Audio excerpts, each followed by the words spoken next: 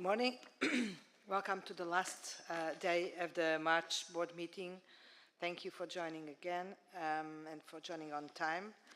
We still have a few things to go through this morning, but the first thing that I'd like to say is that I'm very grateful to the team and the task forces for being able to get back with the documents after the discussions that we had held here at the board.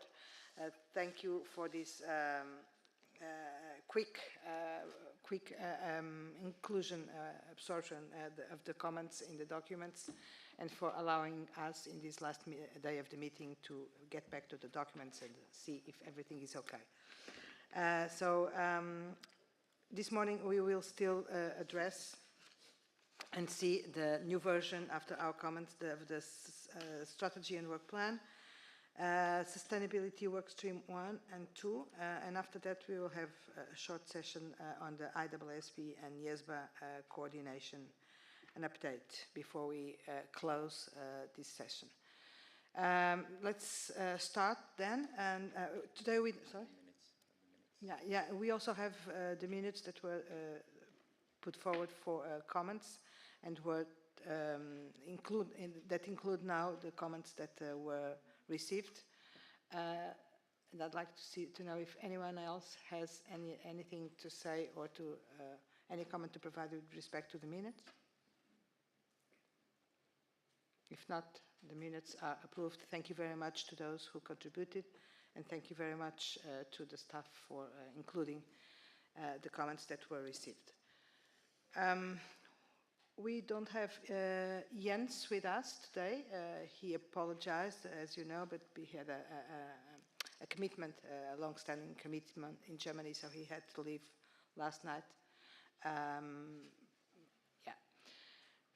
With this, I'll give the floor to Jeff to present the new version of the strategy and work plan consultation document after the comments and the discussion that we held here around a number of topics in the document. Jeff, please. Thank you, Gabriella, and good morning, everyone. So the planning committee had a chance to review the feedback and had a chance to look at the revised and so you receive the turnaround version this morning, which is agenda item 2D, which you have received yesterday. We have also included the PC's responses to both the Iesba's feedback as well as the CAG feedback to the posted version. So that was in agenda item 2E.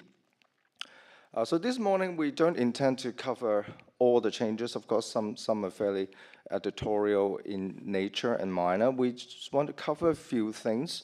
A couple of things, but I've also received some advanced comments, so thank you for those, and I'll cover some of those as well. But the idea is not to get into a drafting session this morning. But first, if we can, when I say we, I mean me, move to the next slide. So we look at these two things, and so at the end of our discussion, we will look at asking the board to approve the consultation paper for the SWP. As I've mentioned earlier in the week, we intend to issue this just before the Easter break, so the first week of April. So the first key changes we want to walk through with you this morning is what we have revised on the Iesba vision, take into account the comment and feedback we've received from both the board and the CAG. First, you will see that we have taken out the comments and just put back including independence. We'll put the bracket back. The way we draft this is consistent with how we usually frame our standards. It's ethics standards, or in our missions, including independence requirements. And so the way we draft this is consistent to how we normally explain our standards, so we put that back there. We did receive some comment from the CAG about whether we should change it to its ethics and independence standards, but we felt the way that we've drafted it now, or the way that we have expressed it now, is more consistent. The other change that we have made is, you will see in red there, we have added in business and organizations. This really is to give a bit more context to the term ethical behavior. Essentially, it's really about ethical behavior, within organizations, whether private sector, whether you are in the public sector or firm. And in business, we purposely is singular because we're not talking about individual business, but rather in a broad sense in the business community. So we want to see it as, and you notice that throughout this vision, we have remained, this vision remains profession agnostic. So we're not just focusing on the accountancy profession, but also, really seeing the impact of our standard, not just within the accountancy profession, but really broadly in our society, in business and organizations. The next change that we have made is to remove the word production. We recognize that it can be a bit confusing, and we felt that it's a cleaner approach when we just focus on reporting and assurance. And in terms of, you might recall that last year we have comments about, obviously, professional accountants and some of our users are doing more than just reporting and assurance. They do tax consultations and other forms of consultations and other professional activities. We found that in business, ethical behavior, that kind of broadly captured those types of work as well. And finally, we've added sustainability of organizations in front of financial markets and economies worldwide. We have, as you may recall, received some comments at the board meeting about making sure we're not just limiting to financial markets. We, we want to look at the impact on the public more broadly, and we have received similar feedback from the CAG as well. So we found that adding organizations is sort of sufficiently clear that the focus is not just on the financial markets. And also, I think having worldwide at the end, as we originally have, it really covers a sense that it's, it's quite broad. And and the PC agrees to also just keep the word sustainability as it is, as it has already been explained by Gabriella on the Monday meeting, that it's really more about sustainability in a broader sense, in the wider sense. So these are all the changes that the PC want to put through to the vision. So I'll pass it back to you, Gabriella, see if we have any board feedback. Thank you. Thank you very much, Jeff. Yes, I'd like to see if the board is comfortable with these amendments that have been made. Just one note: this this vision will not be subject to a question to the stakeholders in our strategy and work paper consultation paper, because the vision is the board's vision. It's not something on which our stakeholders should give their opinion. So it's our vision, and therefore it would be important that this board feels comfortable. It doesn't mean that we can't adjust something along the way until the final document if we see that something there is not fine.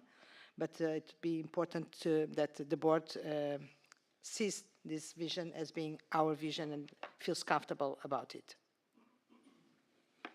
Any comments?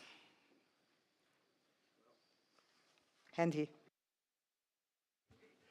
Thank you, Chair. The reporting and assurance, I mean, I took everything you said on board, still seems a little narrow. Because you had mentioned other things, so I didn't, I don't mean to be drafting now, but I guess my suggestion would be maybe like analysis, reporting, and assurance to make it more broad, the public trust, because reporting and assurance just seems very narrow. So preparation, analysis, reporting, and assurance of financial, non-financial. Anyway, that's how I'm responding to it, is very narrow. I wanted to make it more broad. Thank you. Andy. Ken. Yeah, thank you. Thank you, Gabrielle. I think we have to, I suppose, appreciate that this vision is actually in two parts. One is really on the focus on ethical behavior in business and organizations. And when you think about ethical behavior in business, it's all about the professional activities professional accountants are going to be involved in. So whether it's analysis, whether it's consulting, whether it's advisory, it's all in there.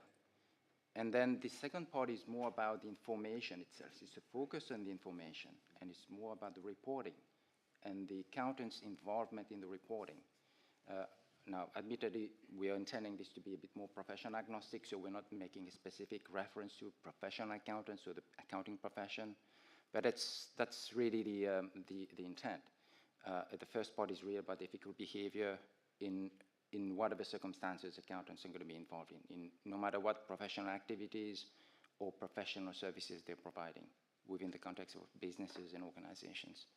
And yeah, I mean, I just hesitate a little bit to try to be a little bit more granular in terms of how we are characterizing or describing the accountant's involvement with information. Because it's analysis, it can be a lot of other things as well. And once we go down that path, where do we stop? Yeah, no, just responding to that, I appreciate that. I just thought reporting and assurance seemed very compartmentalized. But I mean,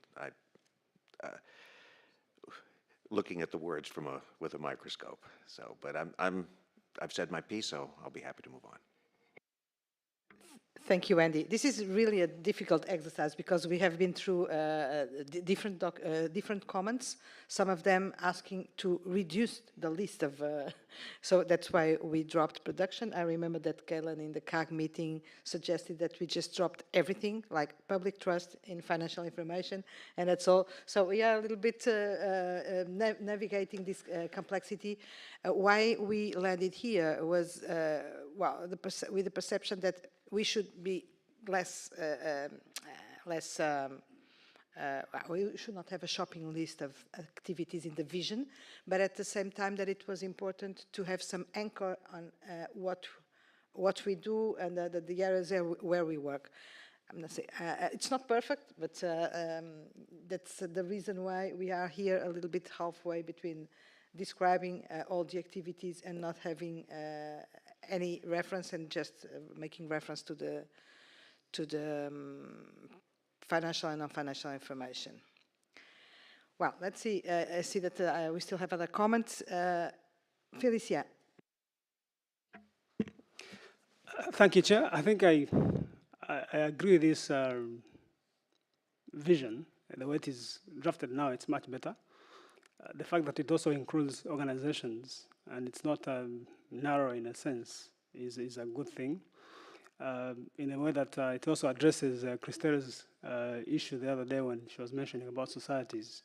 So at least it englobes everything. And I think to Andy's question, how do you report something that you've not analyzed? I think reporting should also come from the analysis that you've done in preparation, because you only report something that you've prepared, you've analyzed, and then you report, and then you get assurance. So I think it has all elements that are required for a vision. So I support it fully. Thank you. Thank you, Felicia. Christelle.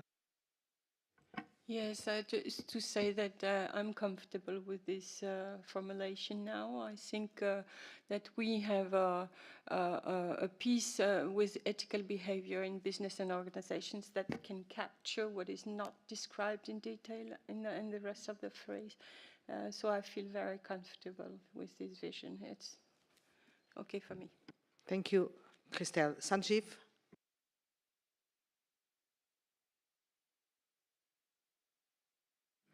Just one short point, Gabriela and Jeff.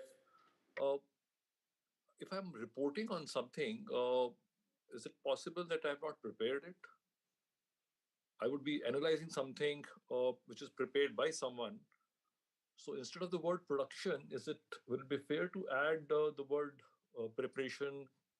I may be compiling something, I may be doing something else, but will reporting cover that? That's just a thought, and I thought maybe the word preparation should come instead of the word production. For your consideration, please. Thank you, Sanjeev. Ken? Yeah, and maybe what I suggest is that we don't lose sight of the two preceding words or the three preceding words, because the focus really is on public trust. It is not on the laundry list of activities accountants might be involved in. It's whether it's preparation, the compilation, the analysis, the aggregation, the disaggregation, however you want to take it. We can dice this in 1,000 ways, but the focus is really on public trust. And what is the public is going to be focused on and interested in? It is about what is being reported internally or externally, for that matter, and also if there is going to be the assurance as well, which is an important part of the focus of the code from the assurance in the independence perspective. Thank you very much. That's exactly what I was thinking, is that we have to focus on which is the subject of the public trust. And in that respect, we could even drop the 3, and because the subject would be the trust in financial and non-financial information. The question is whether we want, and that's what was agreed yesterday at the planning committee, to leave the reporting and assurance to make sure that we give sight of what are the 2 areas where this board acts. But everything can be discussed still. Mark. Thank you. I'm very comfortable with the wording as it is in the revised draft, and I think, you know, we've got reporting and assurance. It would be no bad thing if our stakeholders in issuing the consultation came back and said, why haven't you also got X and Y and Z? So I'm very happy for that to emerge through the consultation process if it does. I still do wonder whether, even with what we've got at the end with organisations, financial markets and economies worldwide, we should add in the public interest. It doesn't hurt to underline it yet again. Thank you. Thank you, Mark.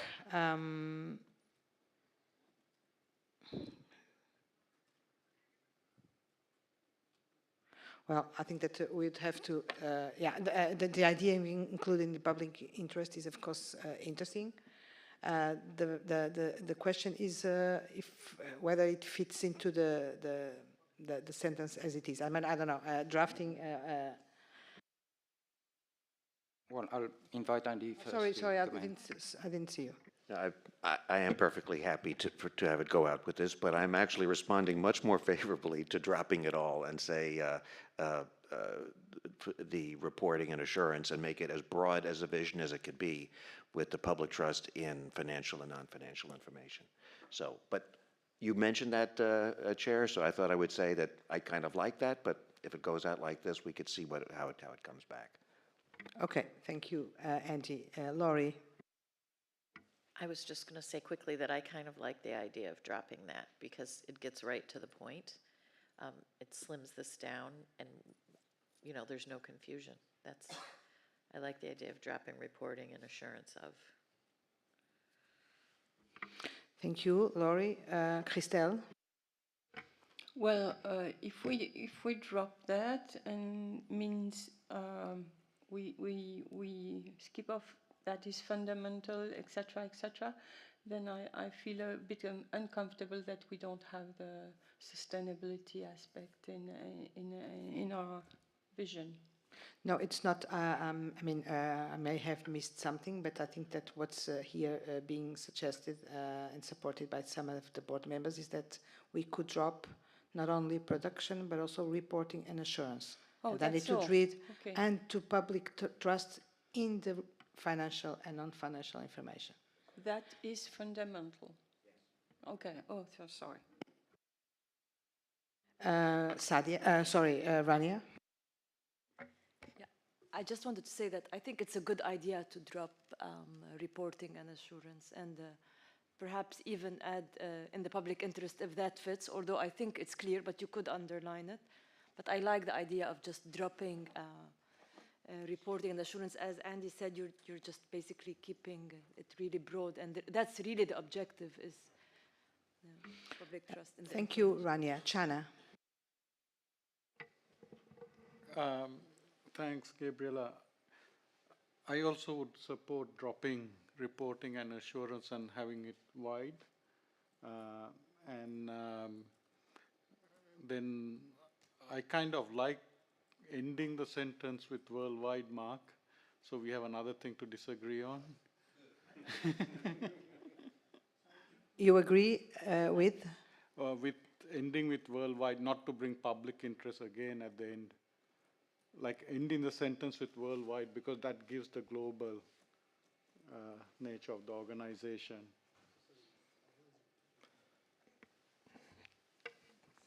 Sorry, Sadia. Thank you, Chana. I too agree with dropping the words reporting and assurance. I think it's clear. I would caution against ending with public interest because it's already in the mission statement. Thank you. Okay. Rich, please.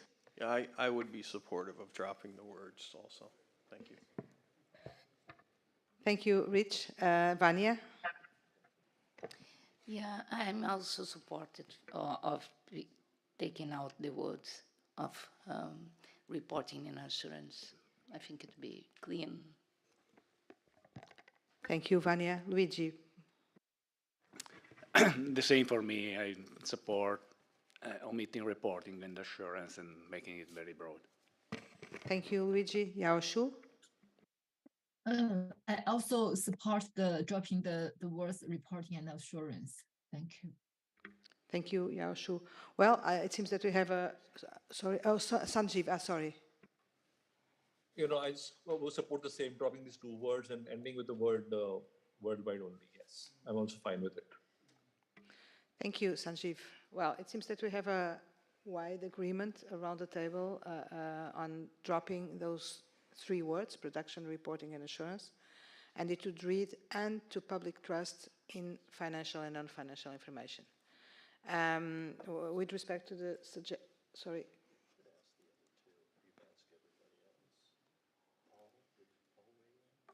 Sorry.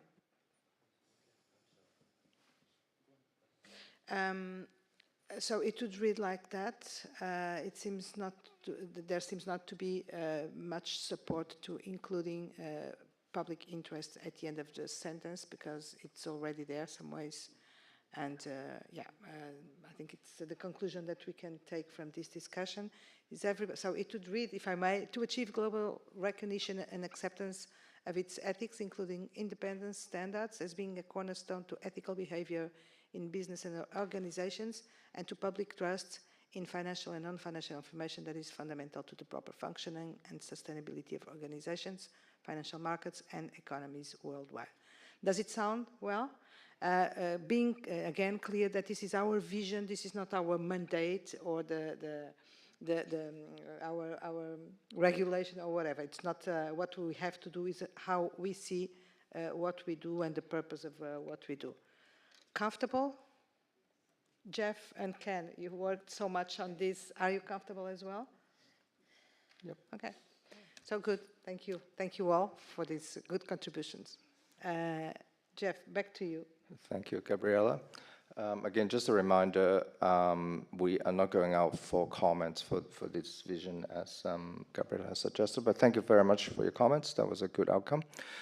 So we will move to the next slide. You would recall that some of the key comments that came through on Monday was in relation to the section that was termed as proposed new work stream.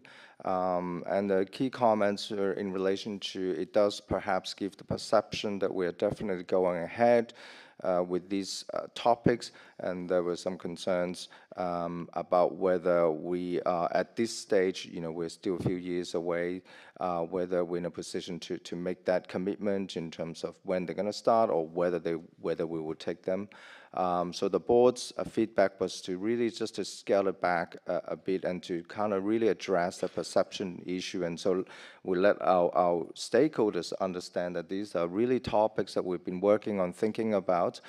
These are topics that are really under the board's consideration consideration, but we will look a little bit more closely, perhaps in a year's time, as we continue to assess our current work plan, the status of our key projects, resource available, and so forth.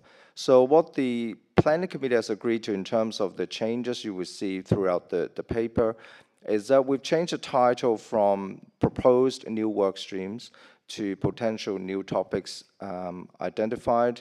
The Planning Committee has a few options, but we felt that this is, really, we've landed on this, I guess, this suggested change, potential new topics identified. So really just saying that we've identified a number of topics that we want to look at in the new work plan, but we haven't made the commitment yet.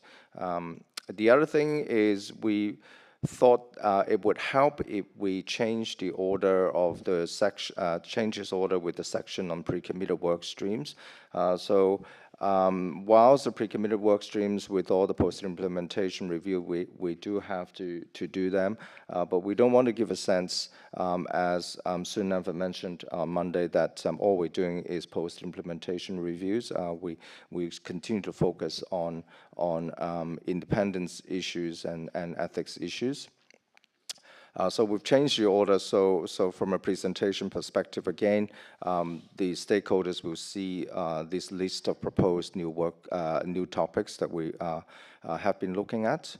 As suggested by Ken on Monday, we have removed the anticipated demand on resources, again, to demonstrate that we are not quite there yet. We also have an idea of how much resource it might take.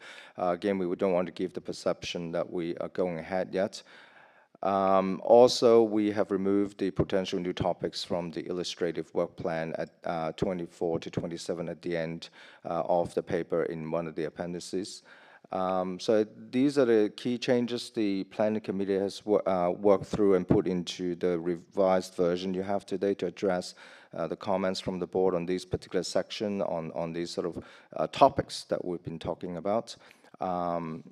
And we've also added a paragraph just to, again, demonstrate that to decide whether to start a new work stream, there's a number of factors. We'll take those into consideration.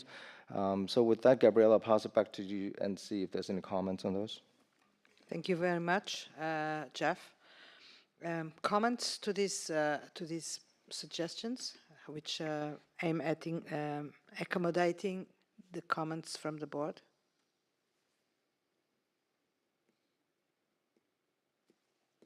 Is everyone comfortable? Okay. Thank you very much, Jeff, and thank you very much to all of you. Back to you. Thank you, Gabrielle, and thank you, board. Silence means acceptance, always good. Just a couple of other things I want to draw your attention to. I did receive some advanced comments, so thank you for those. You would recall that on Monday we had a couple of comments from Vanya and Rania in terms of public sector to make sure they are included in our strategy paper and in the consultation paper, to really give a sense that we are coordinating with our public sector, with the IFAC's public sector board, but also that particularly the PAIBs who work in public sector, our code does cover them as well. So you would note that we have changed the heading of one of the topics. If you go to page 5 of the paper, I won't show it on the screen. I think it's faster this way. Page 6, in fact, I'll read that to you if those of you haven't got the topic in front, is role of CFOs and then brackets including public sector equivalent and other senior PAIBs. So that's just a change in the topic heading, but within the sections themselves, we've included some words in reference to those CFOs and PAIBs in the public sector as well. So it should be clear to our users that those PAIBs are included, within the scope of the code. Now, I did receive a comment from Mark Mark this morning that to say public sector equivalent, while he understands that that's what we're trying to say, but they are in fact, at least in some jurisdictions, that they in public sector organizations, they are those positions, they are called CFOs anyway. So it may create some confusion if you just say public sector equivalent.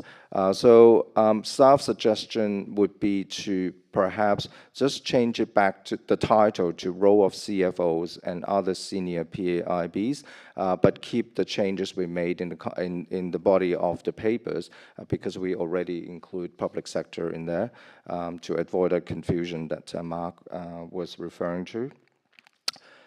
So just want to see if the board has any comment about us changing the title of that topic back to role of CFOs and other senior PAIBs, but leave the other changes in the rest of the paper referencing public sector.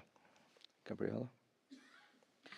Thank you very much, Jeff. Assuming that you have clear the change that is being made, and if not, please question. I'd like to know if you are comfortable with the change that is being suggested. Paul, please. Thanks so much. If anything, it's maybe a question. The inclusion of public sector equivalents in the title seems to, if anything, avoid any risk of misinterpretation. So why drop it? I'm not quite sure how that would be creating confusion. It's probably more the word equivalent that might create confusion, but because in the public sector there are CFOs already, so we should probably just call them CFOs instead of equivalent. But I see Mark's card is up, coming with a answer. Not necessarily an answer, but my comment to Jeff was, half of your audience will say, because you've said public sector equivalent, it's great that Iesba is acknowledging the public sector. Half of them will say the reference to a public sector equivalent means that Iesba thinks the public sector equivalent is not as good as the CFO. So therefore, my suggestion was be neutral on it, and just, as Jeff said, have the heading which says CFO and other senior PAIBs. Thank you, Mark. Andy. Yeah, well, maybe I'm with Paul. I didn't respond to it that way, that it would have that evaluative sort of aspect. It would just to eliminate the micro analysis of the words that we don't literally have. Maybe they do, maybe they don't, but I was okay with keeping the equivalent word in there, but I didn't. But I appreciate Mark's concern, but I didn't respond to it that way at all. Thank you, Andy. Rania. I actually had the same comment as Paul and Andy. So I mean, I understand Mark's point of view, but I think it can be seen both ways. It depends on how common the title CFO is in that jurisdiction, because in many jurisdictions the title CFO is more relevant or used in a private sector context rather than a public sector. So I mean, if you have to be mindful of different jurisdictions around the world. So that was my only comment. Perhaps one alternative or one way around this would be to just drop the title and keep senior PA professional accountants in business. I mean, just to refer to the rank rather than the actual title, and then just remove all of this, and that would be like broad enough to encompass everyone. Just a suggestion. But I definitely see Mark's point, but I think that it depends who's looking at it, who's reading it, and how they perceive it. I think it's an issue of perception more than anything else. Thank you. Thank you, Rania. Jeff. Thanks, Rania. I think we would probably want to keep the term CFOs in the title because we want to have that sort of focus. We're not saying that's the only group that we're focusing, but amongst the senior PIBs, that's one, I guess, one group within the PIBs community that we want to have a specific focus on. So I would think that probably keep CFOs. Thank you, Jeff. Chana. I think I'm a bit with Mark on this one. Like why, if we are putting public sector, what about the not-for-profit sector? So to be, I like the idea of remove it from the heading and then have it in the detail information, because otherwise we are picking sectors, public sector, not-for-profit sector, private sector. So this way it will be sector neutral in the headings and it's in the details. And I mean, what people have to remember is the definition of professional accountants in business has the public sector in it. It's in the definitions. Thank you, Chana. Felicia. Thank you. I think I also want to agree with Chana's comments, and also Jeff, not to drop the role of CFOs. So I think it's important to keep the CFO in the title, since these ones are the people in charge of finance, and it's important to keep the CFO there. And also the fact that PIB includes those in public sector. So it's not dropping CFO and also keeping the PIBs is key. And to Mark, I think that one we can, including the other one, including equivalence. I think that one we can put it in the body of the explanations, but to keep it the way it is. Thank you.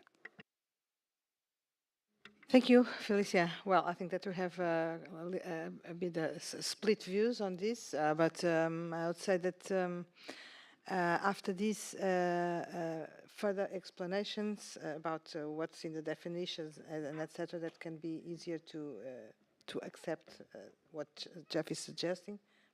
Jeff. Well, based on the comments, we have 3 for and 3 against. So, Ken? No, I think the direction is clear, Jeff. I wouldn't try to do some vote counting here. That's not the point. The point, I think, Chana has really nailed it. We have to be careful that we're not inadvertently excluding a number of individuals who serve in that role, but they're in different sectors. And absolutely, non-profit is a very important sector that we should not lose sight of. So when we single out public sector, we might be messaging that actually the non-profit are not even under consideration. So my suggestion to the board would be to drop it out of the title, but to deal with the public sector angle within the discussion of the considerations in the document. Thank you, Ken. Rania. Yeah, I just wanted to say that, I mean, I really like the way the public sector angle has been added into the document. And I mean, if you drop it from this title, and as everyone else, Chana said, if you include it in the description, I would be comfortable with it. I mean, I think it's really very well done. So thank you. Thank you, Rania. Paul? Maybe very much jumping off Andy's muttered comment. Can we just drop public sector and just say or equivalent, so it cuts across irrespective of sector, issue? Drop in the title the public sector word, but retain the or equivalent, so it applies to all at that level. Well, Jeff? I think the purpose of adding public sector equivalent is really to highlight that we do have a lot of PAIBs working in the public sector, and we do work with the public sector board as part of our coordination efforts. So if we drop in public sector, I think for simplicity and clarity, I will just drop the whole thing rather than keep equivalent in there.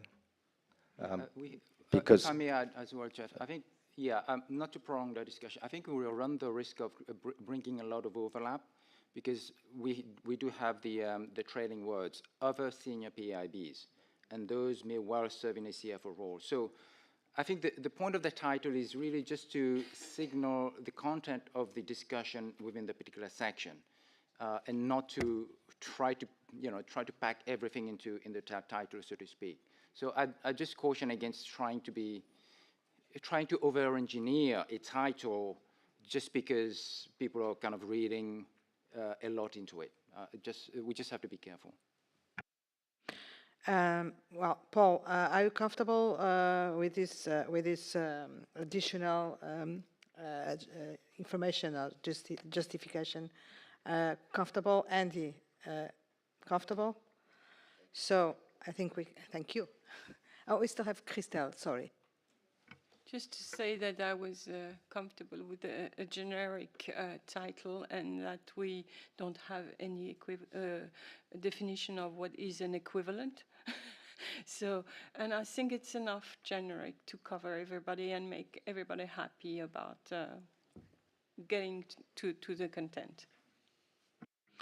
Thank you. So we drop public sector or equivalent. We keep CFO for the reasons that were pointed out by Jeff, because it's going to be an important part of our work, and we want to highlight it from the start. And I think that we have an agreement on this proposal, right? Thank you. Jeff, Christelle? No, Jeff. Thanks, Gabriella. Just one more suggested change, or at least something to, some thoughts from Luigi. If you have your paper, Agenda 2D is paragraph 71. I can read it out to you. Currently, it reads that the Iesba will consider factors including the anticipated demand on resources, staff board, and agenda capacity, and then also the Iesba's ongoing assessment. Louise's suggestion is perhaps just drop the anticipated demand on resources, staff, board, and agenda capacity in that paragraph, because we have already made a number of references to resources. And also you would note that towards the end of that paragraph, we again comes back with when considering staff and board capacity. So we're looking at resource already. So we don't want to give the sense that, the overarching factor is resource, which is not. So I think that's a good suggestion. So unless the board has any other feedback, we'll take that part of that sentence out. Any comment? Okay, agreed. Jeff? Thanks. Just one more advanced comment from Galen. You will note that as we describe the potential new topics identified, we have changed some of the wordings from will to intend, the board intends to. The rationale there is really just as, again, it's a perception thing. It's an object that is, it doesn't give the sense that we will definitely go and do these things.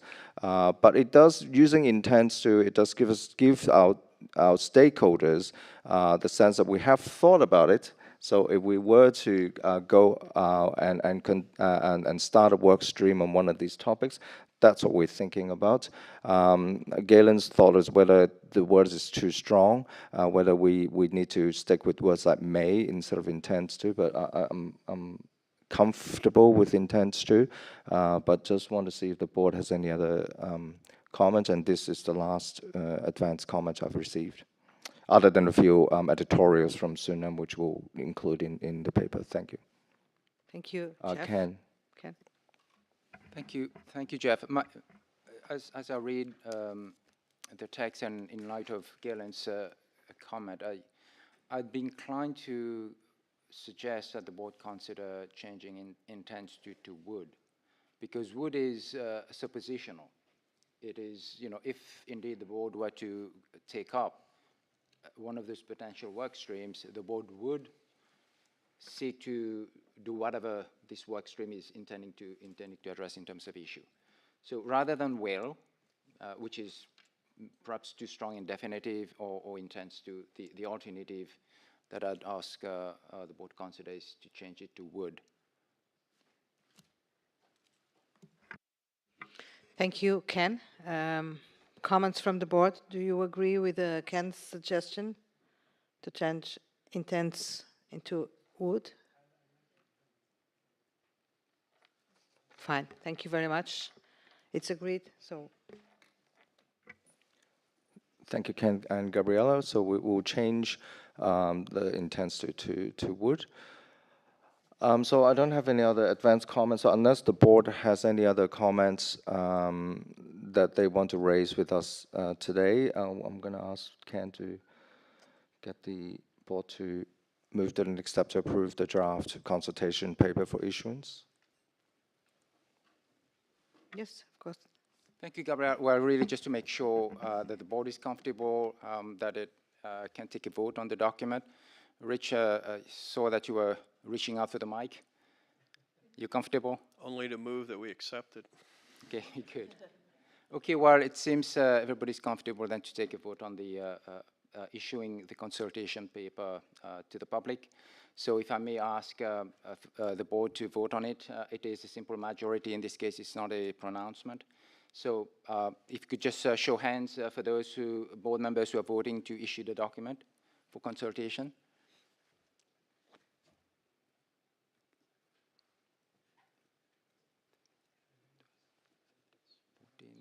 15, 16. Okay, we have 16 members. Gabriela, 4 out of 16 members, so we have unanimous approval. Thank you. Thank you very much, Ken. And at this point, let me thank Jeff and Ken, mostly together with the planning committee, which contributed a lot also to the strategy and work paper, and the board in its last, I think, 4 board meetings. But it's been a journey to get here where we are now. It's been a lot of work, a lot of discussion, and really strategic discussion at the board level, at the planning committee level, at the staff level. This is a very, very good work. I said it many times, but I will repeat. This is what will guide our action on the next few years. And it was what took us to bring a lot of strategic issues and considerations to the table. So it's not only a document for consultation, it's really the product of a lot of reflection about where this board wants to go to and where this board thinks that we are going to be relevant and useful, which is the purpose of what we do. So I'm happy that the board has managed to agree unanimously around this consultation paper. This is not the end of the road, as we can see there. This is almost the start of a new journey until this consultation paper tends to be a final document. But the most part of the work has been done, and it's a rich document in terms of the vision of the board about where we should go. Thank you very much for that. It was a very interesting journey until now. Let's see what comes after, but I think that this is the critical, the most important landmark in this work of getting ready with our strategy and work plan. Thank you. Robert, sorry, Robert Steven. Just a quick comment from me to thank you for the discussion. This is very responsive to the public interest, and we'll await the comments in terms of the due process and look for PIOB approval in a year's time. Thank you. Thank you very much, Robert. Yes, let's move to the next topic in the agenda. I hope with the same level of success and agreement that we had here. And the next topic is on sustainability. Again, thank you to the team and to the task force for the turnaround of the documents so in such a short time frame. And I'll give the floor to Mark. I think it's going to be you who will start to present on the changes that were made since Monday, where we discussed this topic.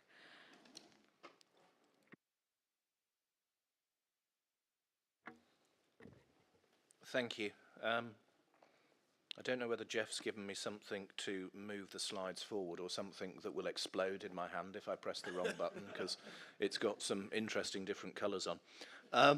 So I just want to give the board a quick update, sort of based on the very helpful feedback that we were given earlier in the week. We've had a couple of meetings and an opportunity to think things through further and thanks to Sylvia for turning everything round in an exceptionally short window to actually allow us to come back to you. So the first thing that you'll remember we discussed was the definition of sustainability assurance engagements, and you'll see here that what we've done is we've kept with the sustainability assurance engagement definition that we proposed. Obviously, you'll see there that the proposal that will define terms within the glossary. And the reason for going with this proposal is, of course, it aligns very closely with the IAASB and what they're proposing in their draft ISSA 5000. It also aligns with the current assurance engagement definition within our code, and that will mean that the definition and the standard that we develop will focus, obviously, on assurance type engagements. What we will also do within the definition is we'll explain the application of limited and reasonable assurance within an assurance engagement, and again that aligns with ISSA 5000. Just for information, obviously this is the text that is there within the draft ISSA 5000. It really is just included for completeness. It's not really to go through. But as I say, that will give us a strong framework within that sustainability assurance engagement definition. The next question that we discussed with the board was the scope of the work that we're looking to do. And when I say the scope of the work we're looking to do, we were steered by the comments from the board and also the advice that we received from Robert as our PIOB observer, that we've got to make sure that what we're delivering is manageable within the resources and within the time that we've got. So there's a recognition that there will be opportunities for the board to do further work in further periods, but this is what we need to focus on at this point, because these are the issues that are most important to address in the public interest. So new ethics and independence standards equivalent to Part 4A note, we're still awaiting feedback in the global roundtables to see which of the options we go for. But nevertheless, the new ethics and independence standards that are developed will apply to sustainability assurance engagements of heightened public interest, and these are the criteria that we were talking about. So an assurance is provided on sustainability information reported in accordance with a general purpose reporting framework, and I'll talk a little further about that with the next slide. And also, the sustainability information is publicly available to support decision-making by investors or other stakeholders, or is required to be provided in accordance with law or regulation. And then, for the sake of completeness, you've got the second statement there. The sustainability assurance engagement is specified by national law or regulation. So what we're doing is setting a clear framework that governs our work. We do, of course, recognise that engagements will also still be carried out on a voluntary basis, and those who carry out those engagements will still be able to use the material that we develop for the code in that respect. For other sustainability assurance engagements which are not meeting that test of heightened public interest, PAs will continue to apply Part 4B. On to general purpose sustainability reporting framework. So what we've done is we've chosen to set out here a definition by what we mean. So a sustainability reporting framework designed to meet the common sustainability information needs of a wide range of users who are not able to commission information on the entity themselves. And in this context of this part of the code, a general purpose sustainability reporting framework is a fair presentation framework that requires adherence to the requirements of that framework. So what we're doing is we're proposing that our work will focus on fair presentation frameworks, not compliance frameworks, although obviously that is a decision that can be taken in future to extend that work. So what does this do? Well, it acknowledges the fact that to achieve fair presentation of sustainability information, it may be necessary to provide disclosures beyond those that are particularly required by that framework, and it may also be necessary to depart from that framework to achieve a fair presentation. So you've got there a way of bounding the scope of the work that we're going to do. We also had a discussion about how our work would fit in to the PI regime, bearing in mind, of course, that that has been a recent addition to the code, and so a piece of new work. So we recognise that there will be different regimes for PI and non-PI sustainability assurance clients in respect of the independent standard. This aligns with the CSRD, and one of the things we discussed at length is the importance of having equivalence there, because that is, in a sense, one of the first regimes to get moving. And therefore, if we can't demonstrate that we are equivalent, it will impact on the take-up and the adoption of the code. The PI definition for audit engagements would also apply in the context of the sustainability assurance engagements. We're not proposing any changes to the revised PI definition that comes into effect in December 2024. But what we will do is provide guidance to support jurisdictions who might want to add additional PIs in the context of sustainability engagements. So that would be to build on para 418 for professional bodies in jurisdictions, and also for firms in respect of considerations about their clients. So we would look to build on 419. We've then got here a helpful sort of flow chart which shows how this regime would work. So you've got a sustainability assurance engagement that's deemed to be of heightened public interest, including where required by law or regulation. So that's what we were talking about on the previous slide. If you go down the yes route, you've got application of Part 4A or 5A, depending on which option we choose. And then you've got the consideration, is the sustainability assurance client a PI? If yes, the provisions applicable to PIs. If no, provisions applicable to non-PIs. So very much building on the architecture that the code has. If the answer is no, then you've got application of Part 4A or 5A is not required. If the sustainability assurance provider is a PA, then they've got application of Part 4B. If they are not a sustainability assurance provider, then you've got voluntary application at the moment, pending any sort of regulatory action by jurisdictions of Part 4B or other standards. And then the final thing I want to show you is that sort of Robert set a challenge about how we would demonstrate this mapped to the public interest framework. And I'll show you the next slide, but I want to caveat it with this is our first cut, and we will continue to use this as a living document, and it will be iterated and updated as we get further feedback through the global roundtables and through our stakeholder engagement. So what you'll see is it takes the options from the original paper that we discussed earlier this week. It takes the 5 public interest framework attributes, so comprehensive, scalable, clear, implementable, and globally operable and enforceable. And what we've done is we've done an initial assessment which is based on either fully, partly, or limited. So you'll see that there are some initial assessments that we've made.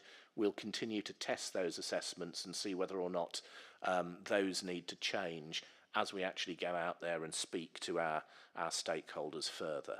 So I hope that this will be helpful in giving us a basis for a dialogue with our stakeholders on how the work we're proposing to do is going to meet the public interest objective. Few words beyond that. Our intention now in respect of the independence standards is that we will now proceed with drafting. That drafting will not sort of anticipate the decision the board still has to take of where those standards will sit. So is it in 4A, 5A, is it where else? But we need the text. And the intention is to develop as much of that text as possible to allow the board to do a first reading in June.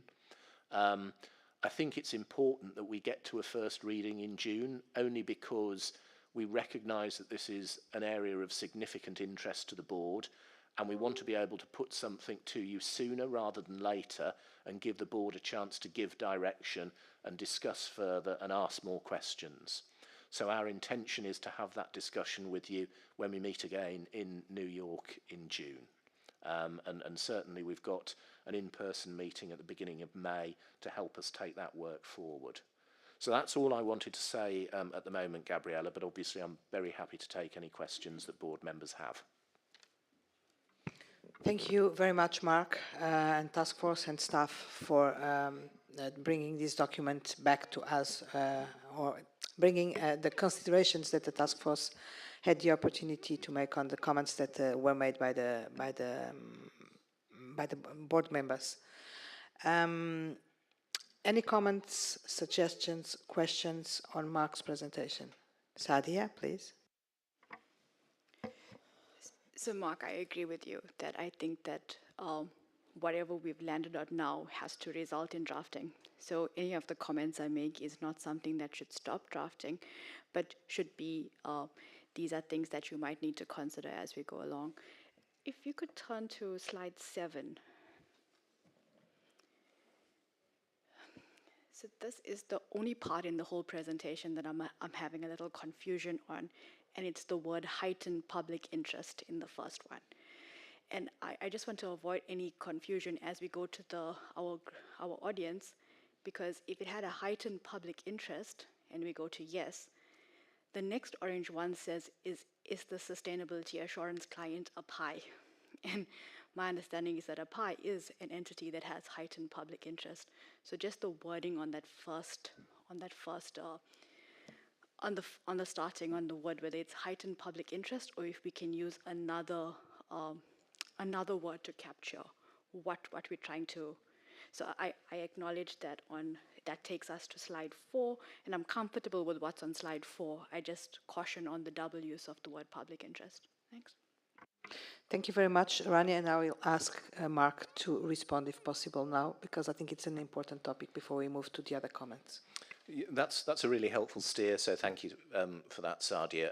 I think we've sort of almost adopted this term of heightened public interest, really sort of back from when the working group was considering it, but now you see it on that slide. I do accept that it could result in confusion, so we will have a look at the terminology and ensure that there's no risk of it being confused or conflated. Thank you, Mark, and thank you, Sadia, because I think it's a helpful comment. Rania, please. Thank you. So just to go back to the slide on it's an assurance, but not a compliance framework. Yeah, so it's about a fair presentation, not a compliance framework. Definitely, I agree. I mean, I see where this is coming from, and I agree with the general sentiment of this.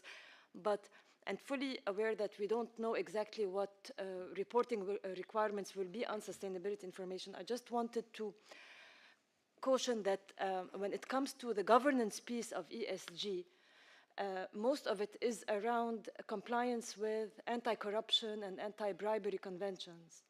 So it's not like, for example, you're reporting on your carbon emissions. You get my point? It's about being compliant with anti-corruption or anti-bribery conventions. So just to pay attention to this. Thank you very much, Rania. Mark, do you want to react now? Yeah, just very briefly. I think I absolutely understand your point, Rania. I think this is very much our intention of trying to come up with a mechanism that prioritises the work that we can do to deliver an exposure draft in the second half of this year. So I do sort of keep trying to emphasise the fact that there will come a point where we need to have a discussion as a board about, is there a second stage to this work? And for board members who heard the working group's presentations last year, you know, we always talked about potentially a 4A type project and at a later date a 4B type project. Well, in a sense, we've still got 2 projects, except one is about a fair presentation framework. The other that might follow it may be more around a compliance type framework. So It's not to say that these things aren't important. It's just to say, can we pick off the most important things from a public interest perspective and deliver those first within the time constraints and the resource constraints that we've got? And then let's have a discussion as a board about potentially a further stage to the work. Thank you, Rania and Mark. Rich. Thank you. So Mark, I have a kind of maybe couple of thoughts and questions that are somewhat interrelated, and it starts with building off of Rania's comment. I'm trying to understand how an investor or the public interest is attended to when it appears that information that either isn't under a general framework or information that isn't part of it, isn't required by law or regulation, would be on a voluntary basis, which is described at the bottom of 4. And then similarly on the slide that has the diagrams, the part on the left side, where you either aren't going to follow the sustainability guidance or you're voluntarily. I'm just not sure I follow why we wouldn't just say, because I think there's going to be disclosure of information in certain sectors that isn't required by law or regulation and may or may not be of heightened public interest, but it's of interest to certain invested sectors, particularly in the asset management space, where they typically want to know certain things so they can say all of their investees do X or Y or meet some standard, and then to the point that some of these things that could be disclosed are not well defined yet, things around governance and social, like diversity and inclusiveness. I'm having a little trouble that we would apply our standards to some, and then in that same information presented to investors, other engagements would not be subject to the same rigorous standards, which is, maybe I'm misinterpreting what we're saying, but that's the gist of my question. So in that case, Rich, I've probably not set it out really in a way that's helped, but our intention is the first step, the priority, is to develop standards that will support the delivery of limited or reasonable assurance engagements, mainly because from the investor perspective and from the user perspective, there is a greater clarity about what is being provided over that information than if you are looking at, say, special purpose frameworks and individual elements of information that don't come together in a reporting framework. So our intention is to pick off those as the first piece. What we say, of course, is that where there are other engagements that are picking off pieces of information or things under a special purpose framework, we've still got that route that people could use the 4B route by way of delivering an assurance engagement, although it wouldn't be that reasonable or limited piece that we're focusing on as the initial cut of our work. I think the task force shared your concern about when we look at this, will it be clear to investors and end users what they're actually being given? And therefore our intent was to say, here are the ones over which we can provide the greatest clarity and provide an assurance framework that is subject to high standards of independence, and recognise that other elements are things that may have to follow on in subsequent stages of this work. Thank you, Mark. Yes, Rani, but I think that this topic is important, and it is important that the board is absolutely clear about the option that is being proposed and about what's on the table. I think that it's clear that Rich's concern is legitimate and is important, and I think that it's important that the board understands that a few things are being left out, so to speak. of the scope of the work for now, as Mark says. It is also important to understand the reasons why Mark is suggesting that that we go in this way, and that we have to assume that a few important things will be left out for now, and we'll see after. I think it's more about assessing the relevance of what is not going to be in this framework, and it's therefore not subject to the higher trust that these standards aim to provide, against the time that we have, the resources that we have, and what we can do at this first stage. It's this balance that it's, I think, being discussed here. Thank you very much for raising it, Rich, and thank you very much for the clear response, Mark. But let's listen to the others. Of course, on this and other topics that you may have, we're not restricted, discussion will not be restricted to this topic. Rania, please. Okay, so Mark, I'm just looking at this from a very, very granular, practical point of view, and from my personal engagement on anti-corruption issues in prior, settings. So I'm just wondering how, if let's say a company is reporting on its governance practices, okay, I'm just seeing how it is possible to just give to be giving assurance on, in terms of fair presentation on governance. That's I'm looking at it from a very practical perspective. I don't see how you could report on fair presentation on governance information. From my experience on with governance issues, they're basically about whether or not you have been compliant with anti-corruption and anti-bribery requirements and conventions. And so I think perhaps in that sense, it would make, I understand that you cannot give reasonable assurance if, let's say, you don't want to certify, but it might be more practical to give limited or negative assurance. Like, for example, we are not aware of, let's say, any, bribery, let's say, or whatever, corrupt practices that have been going on. I think it would, from a practitioner's point of view, it's easier for them to give this form of an assurance, rather than say the information is fairly presented. It would not make sense. And I'm just looking at it from a very, practical point of view.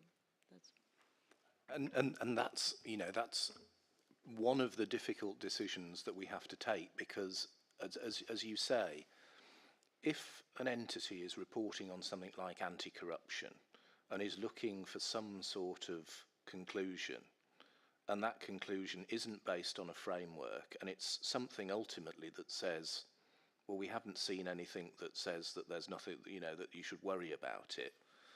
Like, in a sense, that is a statement, but one that sits outside of a reporting framework and probably sits outside our immediate priority in terms of what the independence requirements are going to cover. As I said, there are two routes that we can go down. One is that the board can subsequently say, we want a second stage project, which then moves on to look at how this applies in the context of a compliance-based framework. Or we may see through, for instance, the ISSB agenda consultation, proposals about future standards that look at human capital and human rights, and do so in a context of something that is more akin to a fair presentation type framework. So this gives us the flexibility, and one of the things that, well, you won't have heard, but others around the table will have heard, that sort of James Gunn used previously, is maintaining the flexibility to pivot as things change.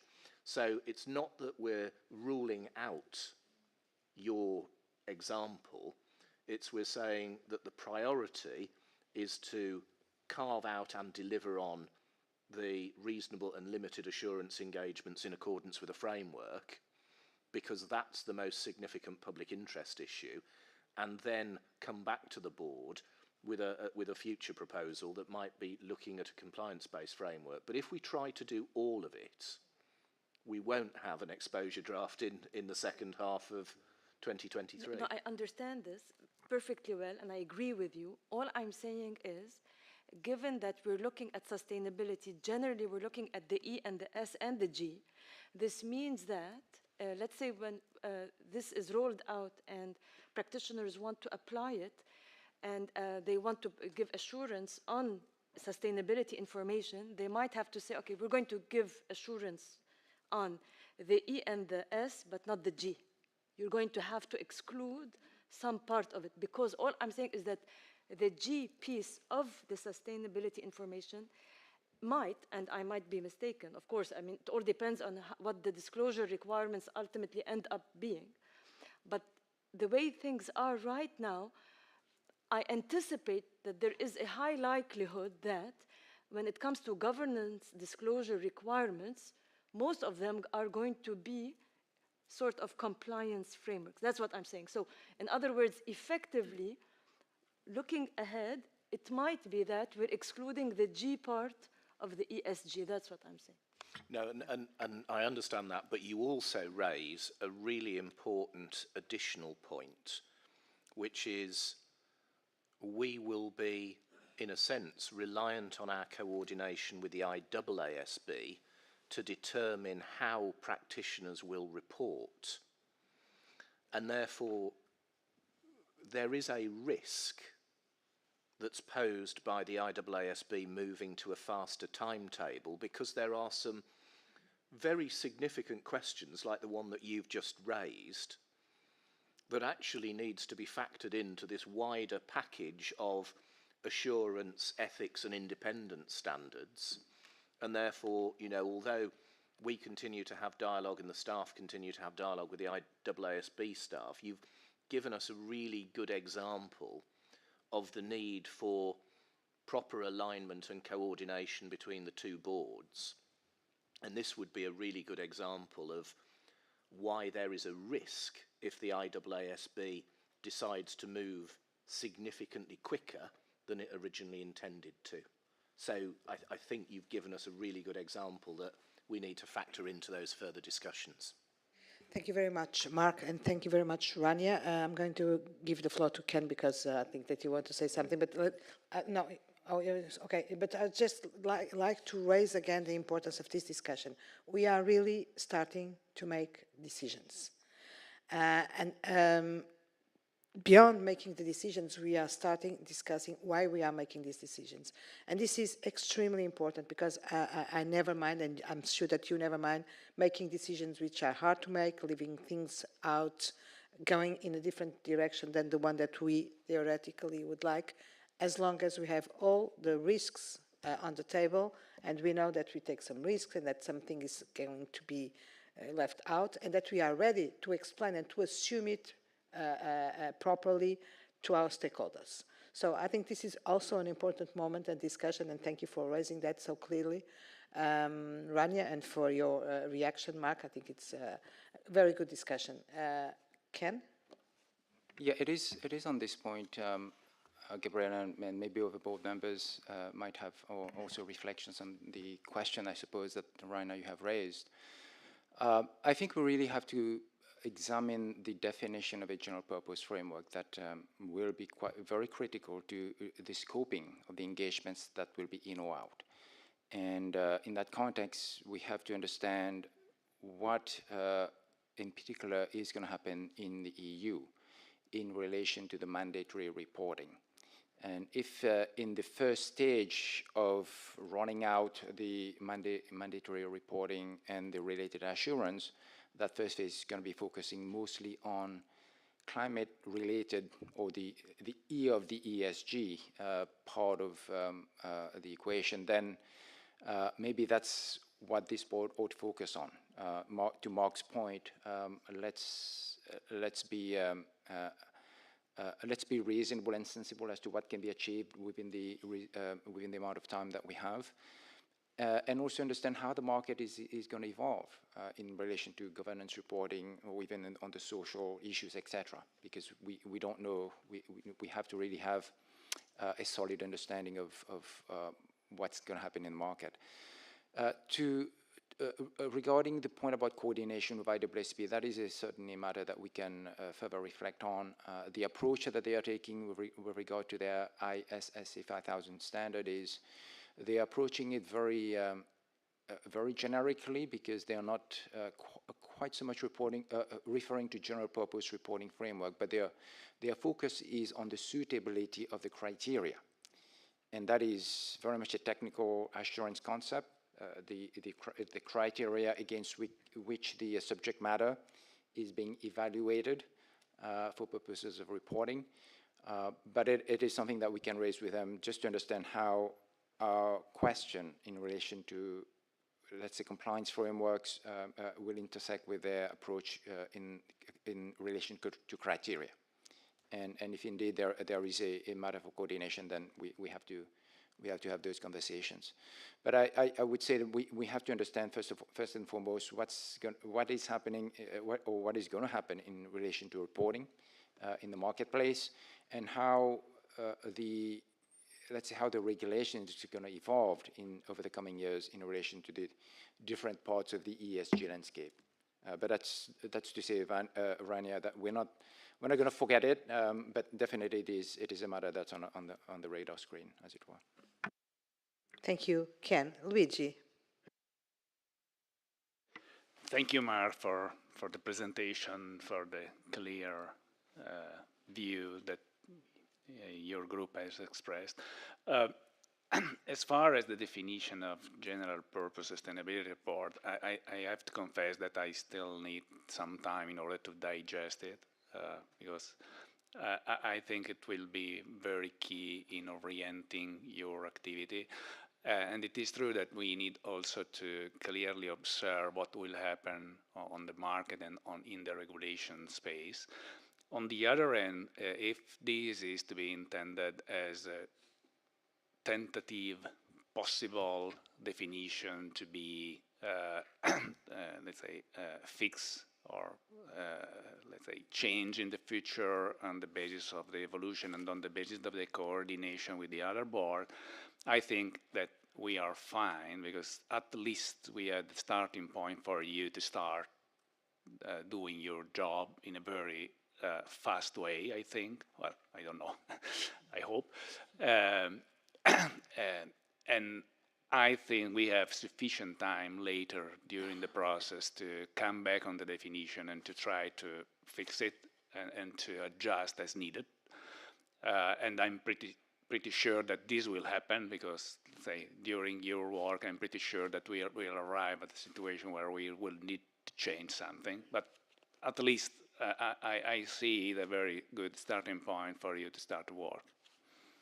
Thank you, Luigi. And obviously, absolutely, we can go back and do that later on in the process. And indeed, I hope he won't mind me saying it, but Robert used the example earlier and said in his sort of, in times of his career when he's been doing legal drafting, the thing that you draft last is the definitions. And we should be alive to that. You know, we shouldn't be hemmed in by it. We should use it to maximize our flexibility to deal with the issue that we've got to deal with. So yeah, very much welcome it. Thank you, Mark. Angie, please. Thank you, Chair, and thank you, Mark and Task Force and staff, for all this material. And I'm also still assimilating, and I'll promise to get you some comments in the very near future. I wonder if we could go to slide 7, if that's possible, because the question that I don't think we've discussed conceptually that I want to make sure I understand. The word voluntary is used a couple places in the slides, but it's the lower left part that uses voluntary.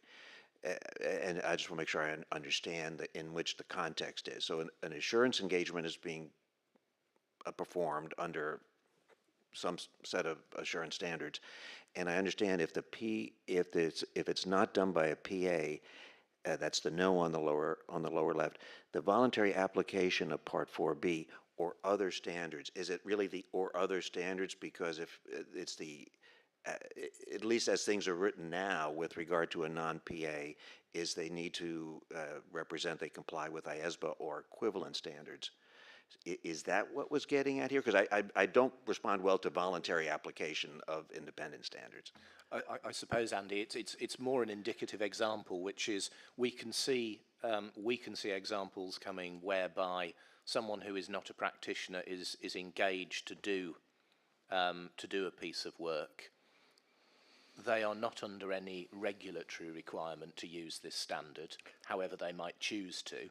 Or, for instance, the audit committee chair of the organisation asking for it may say, if you want this piece of work, you've got to use the Iesba code or something equivalent to govern your independence and ethics. So it was just an acknowledgement that there might be no regulatory framing yet that requires you to use this, but people still can. Okay, so voluntary means it's not regulatorily stipulated, but it would seem to me that under a framework, there ought to be either Iesba or something else. So it's not, voluntary to me means it could be nothing, it could be 4B, or it could be something else. So I'd prefer if nothing is not an acceptable answer, which I'm, guess, betraying that I don't think is correct, that it should be nothing, that it's either application of Part 4B or some other standards. Yeah. And we'll make that clear, Andy, because you are absolutely right in that respect. Okay. It's just the slide is a rapid indicative example, but we need to refine that. No, and I just wanted to make sure I wasn't, and I didn't mean to wordsmith it. I didn't know if this was conceptually that the task force was indicating that it could be discretionary, nothing. And I'm glad that I think you've confirmed my suspicion. Thank you. Thank you very much, Andy and Mark. Vania.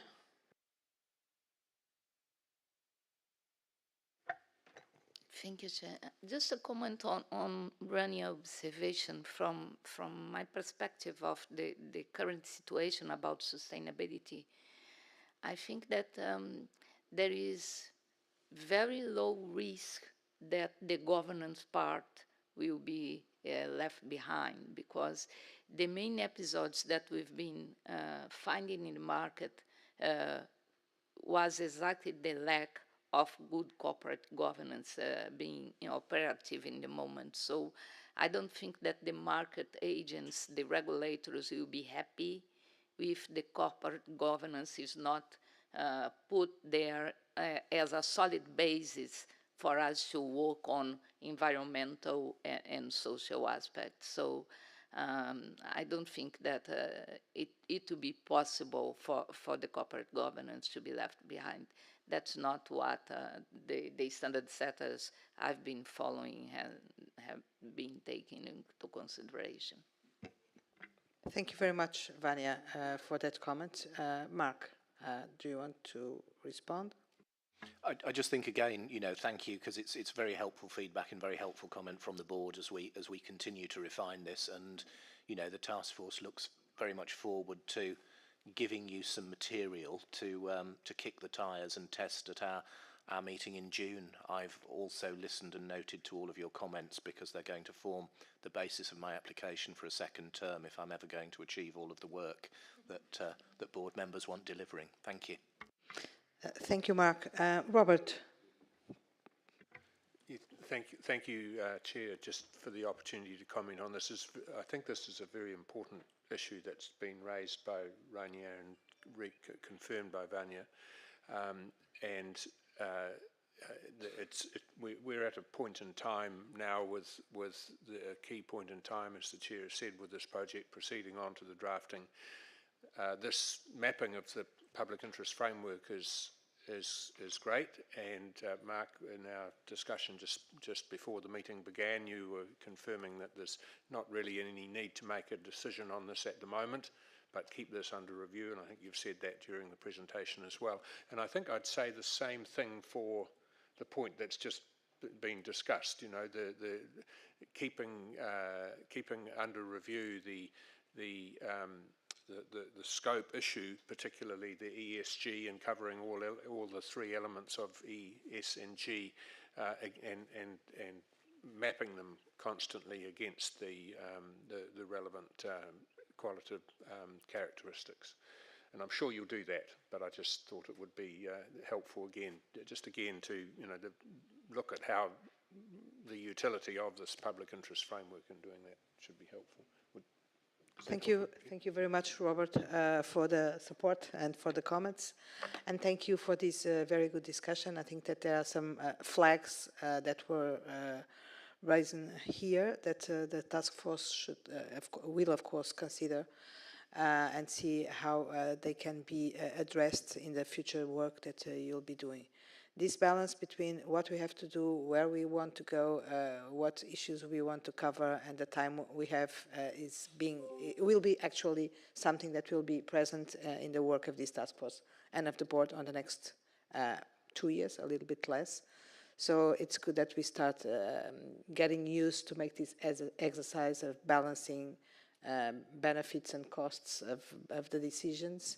And it's important that this kind of very substantial issues are raised, no matter what I mean, it matters, but irrespectively of the decision or the response that we will have, but starting to listen to people around the table raising issues like corporate governance as being absolutely critical and fundamental. It's something that it's also it's remarkable, and it's something that we should highlight, irrespective, again, of what the response and the possibility of going through moving along, including these topics is or is not. So thank you for this very good discussion. I was also going to mention this table, which is very interesting. Of course, it is what it is. I think it's an initial. It's about an initial perception or an analysis of what each of the options could mean. It's still subject to some challenge, but I think that it's very useful. It allows us to start using the public interest framework from the start of the exercise and not at the end, which should be not appropriate, but at the same time, in this concrete aspect, gives us some light about the options, being clear to me, and I think that to Mark and to the board, that we can't postpone this decision for much longer. We have to listen to our stakeholders in the roundtables, and this is critical for the decision that we will make. I hope that we'll have the appropriate input, but we have really to start focusing on the content of the standards, the decisions that we will make, etc. So thank you very much. If there is no other comment, Ken? Yeah? Yeah? So we would break now. It's 11, sorry, 2? Sorry? Yeah, 20 minutes, 11. Yeah, I'm going to ask Ken because otherwise he will say that my clock, my watch is not. Yeah, I would suggest we take a break because we've been going on for an hour and a half, and it's just a second section relating to sustainability reporting, which we'll come back to, and then we'll close off with the update and coordination with IWSP. So my suggestion to the board is to reconvene at 11:25. So that's 11:25 in Abu Dhabi time. Thank you.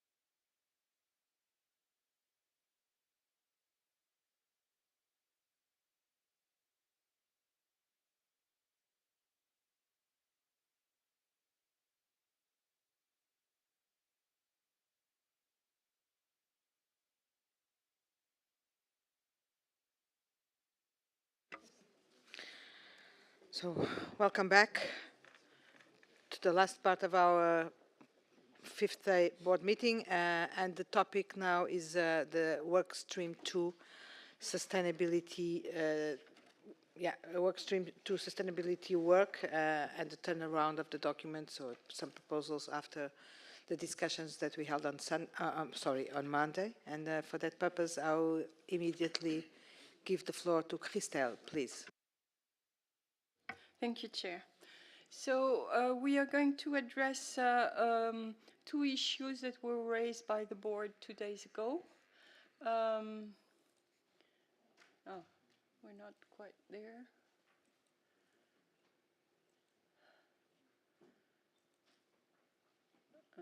Okay, can I? No, it doesn't work. I'm sorry. Well, let's, yes, here we are. So, the first one is on the definition of sustainability information, and the second one on sustainability assurance practitioner. So, on the sustainability information, why do we need a definition? This was one of the questions of the board. Well, according to the public interest framework, Iesba standards should have an appropriate scope to clearly specify to whom they apply. In addition, there are two definitions in the code for financial reporting and assurance, so it's likely that we will also need an equivalent for sustainability to use along or instead the term used for financial reporting and assurance. For instance, for nuclear and independence provisions. Whether it's an equivalent to historical financial information or to financial statements or both, that's something that Workstream 2 will reflect on when we start drafting. The second question on this was, well, to what extent can you align with other definitions? Well, I just repeat, we feel we cannot align with IAASB's definition because ours should be less technical. These are the reasons we presented on Tuesday. We cannot adopt the ISSB definition nor the FREG for the reasons I explained Tuesday, but also because we should have a neutral framework expression. If I may, in addition, if we simply adhere to others' definition, they may change over time, and we will have no say on that. So, for these reasons, we recommend to have a broader approach. Now, what should be the definition? The attribute of that definition should be our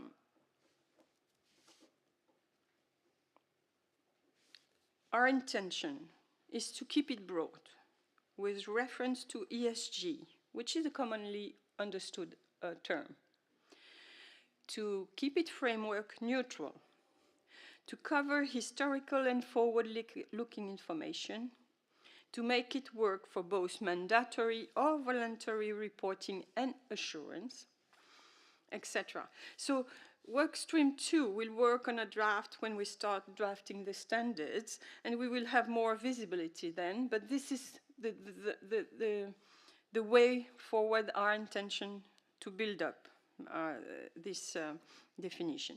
There was a suggestion from the board to simply reference to applicable reporting and assurance framework.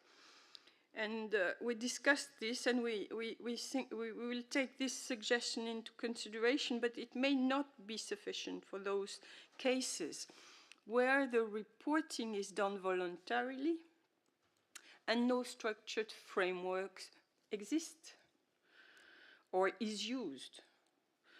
So we will consider whether it should be also a definition or a description, because there is a difference within the code expression between those two notions. And because description type of explanation could give more flexibility in the use of the code, if I understand well. So with these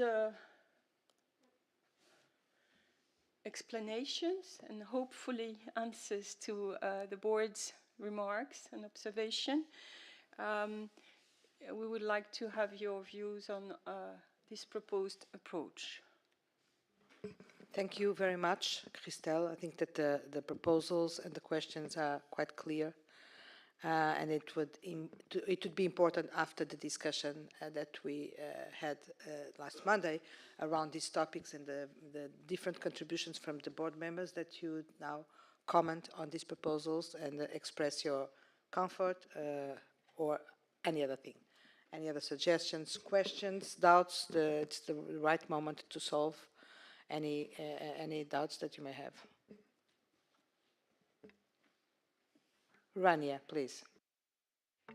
I just wanted to say that I really like the idea of making a reference to other frameworks and providing a description in order to, to account for the possibility that, you know, the reporting is, the disclosure is voluntary and does not comply with any particular frameworks, but I think that would be good enough.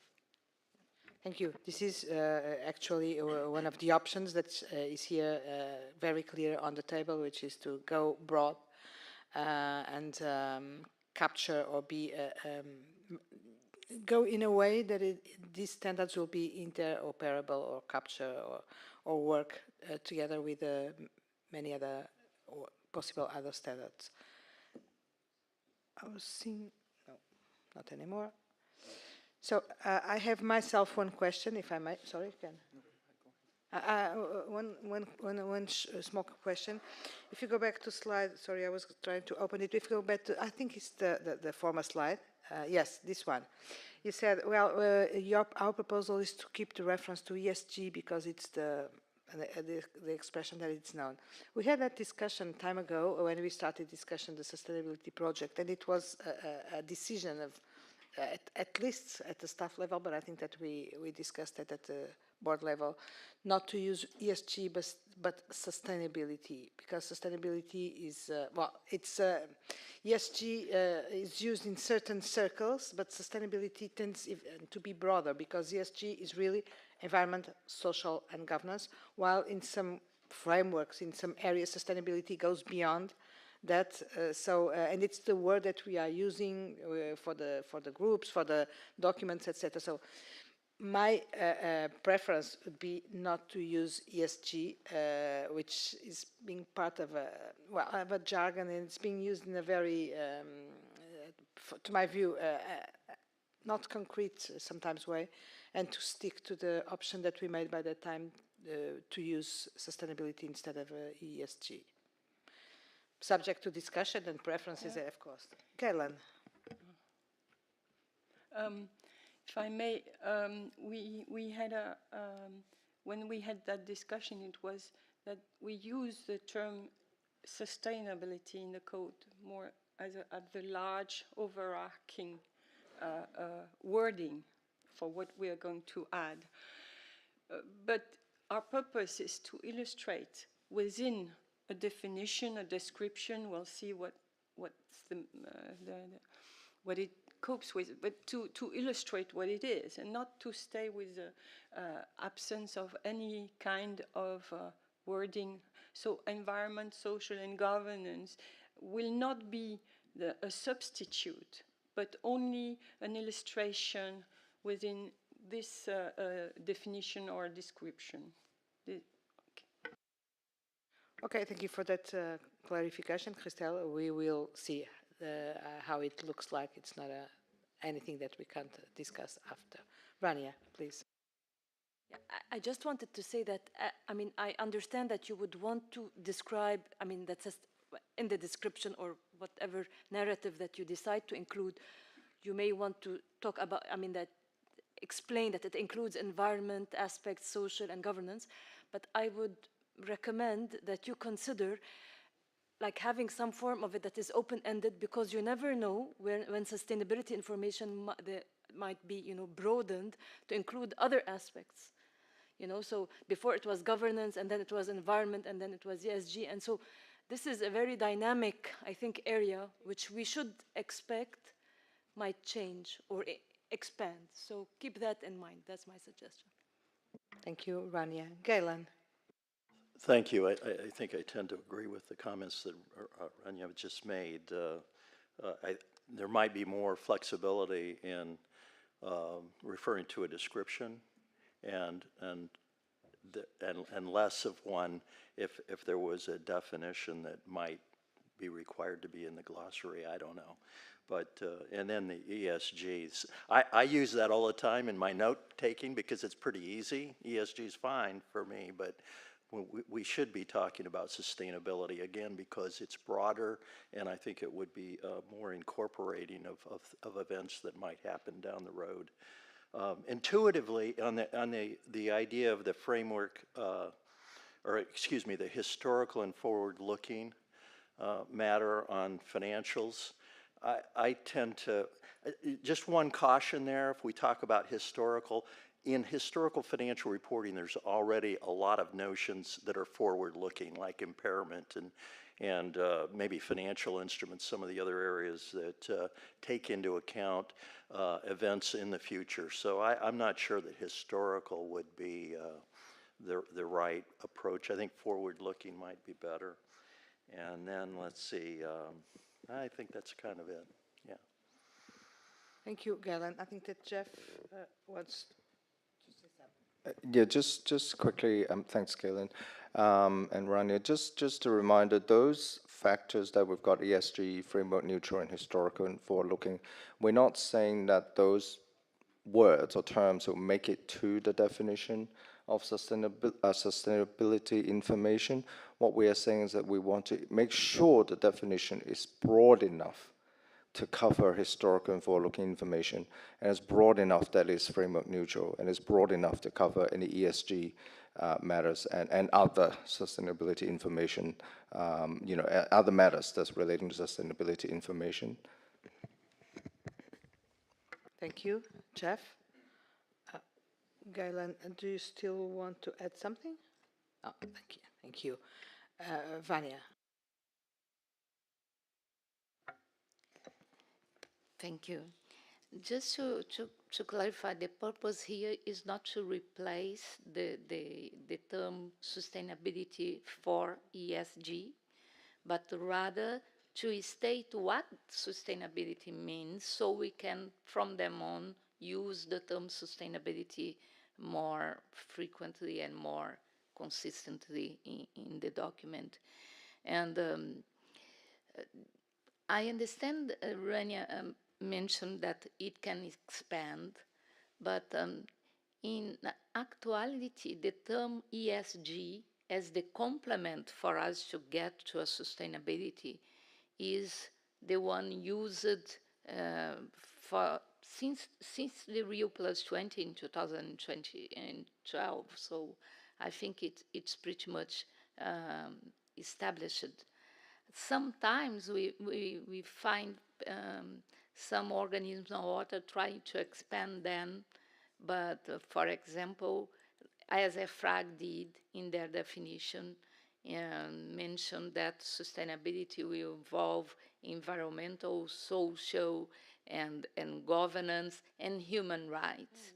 Human rights is already covered by the definition of social, so it is not exactly an expanding, but much more a question of splitting it from a concept where it is already considered. Just to give something to thought. Okay, thank you, Vania. I understand that. Thank you for this additional clarification. I would leave it as an open issue for discussion because I think it's not the time now to discuss it extensively. But I still see some areas which can be left out, like I mentioned it 2 days ago, tax planning. Under some frameworks, tax planning is, tax practices is considered part of the sustainability reporting. And in Europe, for instance, under some frameworks, it is so. Or bribery, anti-bribery, anti-corruption, and these kind of things. So at the same time, of course, it is very well established, as you very well say, Rani, in terms of historically, and people are familiar with this expression, or whatever it might be.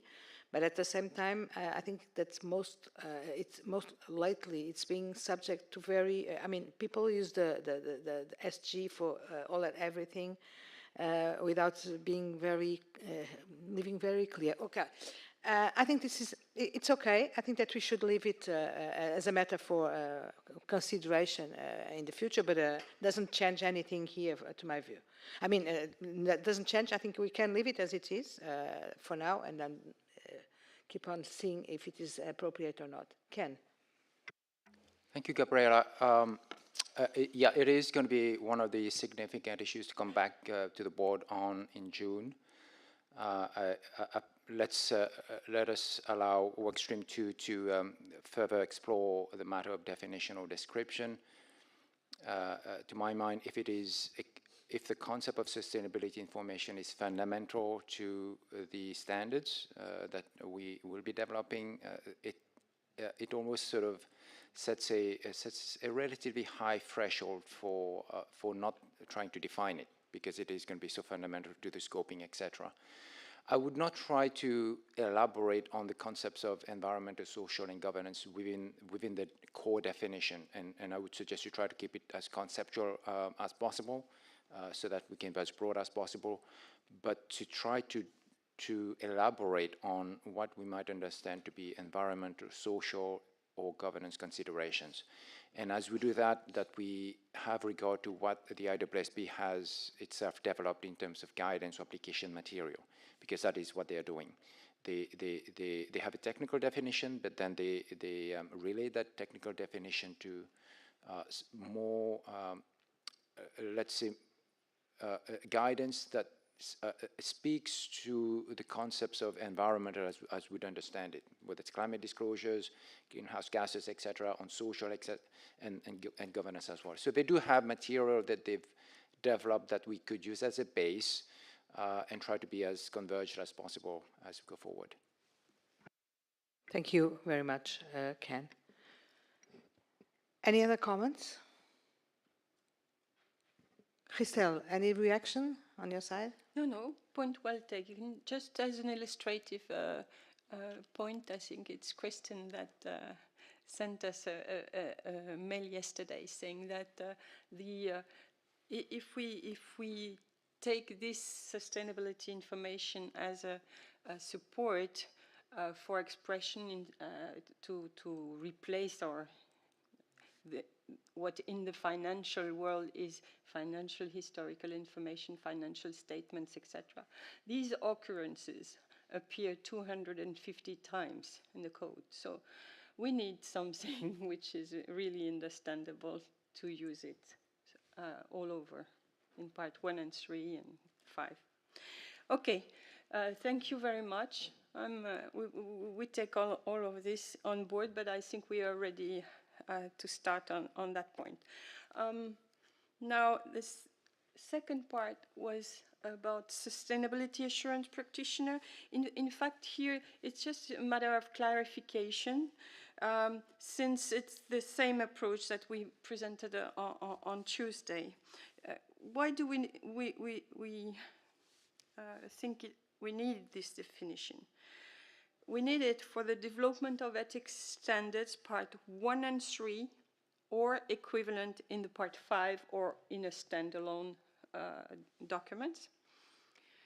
Since we're developing profession agnostic standards, we need a neutral term that also covers non-PAs. We need to express who we are speaking about.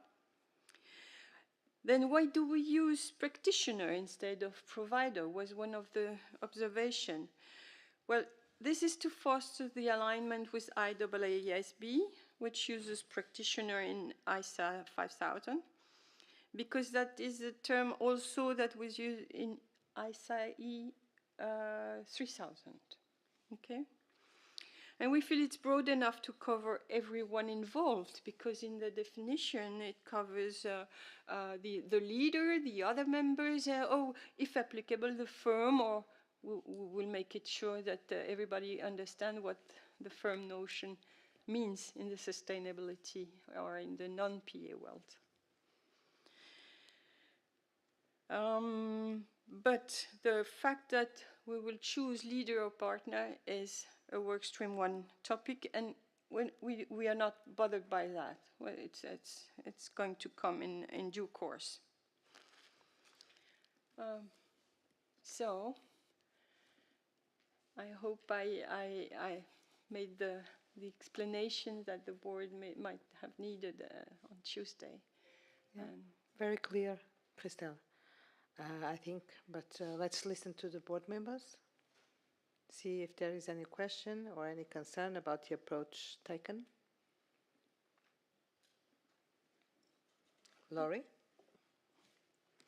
So I'm comfortable with the approach taken, and I like the word practitioner, but I just wonder if you talked about, in the sustainability space in particular, practitioner sounds like an individual and provider may be an individual or a firm. Did you guys have that discussion? We meant this as just as the definition is the definition is a person or an organization, and it is expressed, and we will keep it like that. So should be clear. Now the firm is more in the audit world, etc. So we'll make sure we have the right explanation, but we can live with this definition, I think. Yeah. Thank you, Laurie and Christelle. Sadia? Thank you for the update since our last session. I haven't made any specific comments, but I think that I'm comfortable with the working concepts and definitions that we've discussed. I do think that, and I'm asking for forgiveness before it happens, as we go along, we might have revisions to these, or as we see the drafts, we can then assess whether it better fits within a definition versus introductory, whether there's a need for it. But I do think that the task force do need direction and to use something as a working draft and to start drafting, so I'm comfortable with the direction. Thank you. Thank you, Sadia. Ken? Thank you, Gabrielle, and maybe it's going to be more a matter for Workstream 1 to think about, and that's the term firm and how that is going to be approached from a sustainability perspective, because the term firm currently in the code is defined as a firm of professional accountants or an entity that controls the particular firm. So it is very much linked to the accounting profession, and I cannot recall whether Workstream 1 has considered this. Sylvia, do you want to share any sort of is it Workstream 1 matter that's been considered?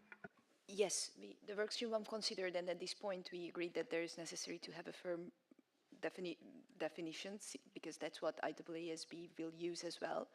And at this point we haven't landed on any specific, but as we are getting along with the drafting, we will pick that up. But we believe, and correct me Mark if I'm wrong, that what's currently have for in the code for accounting firms, that the approach that we are planning to follow.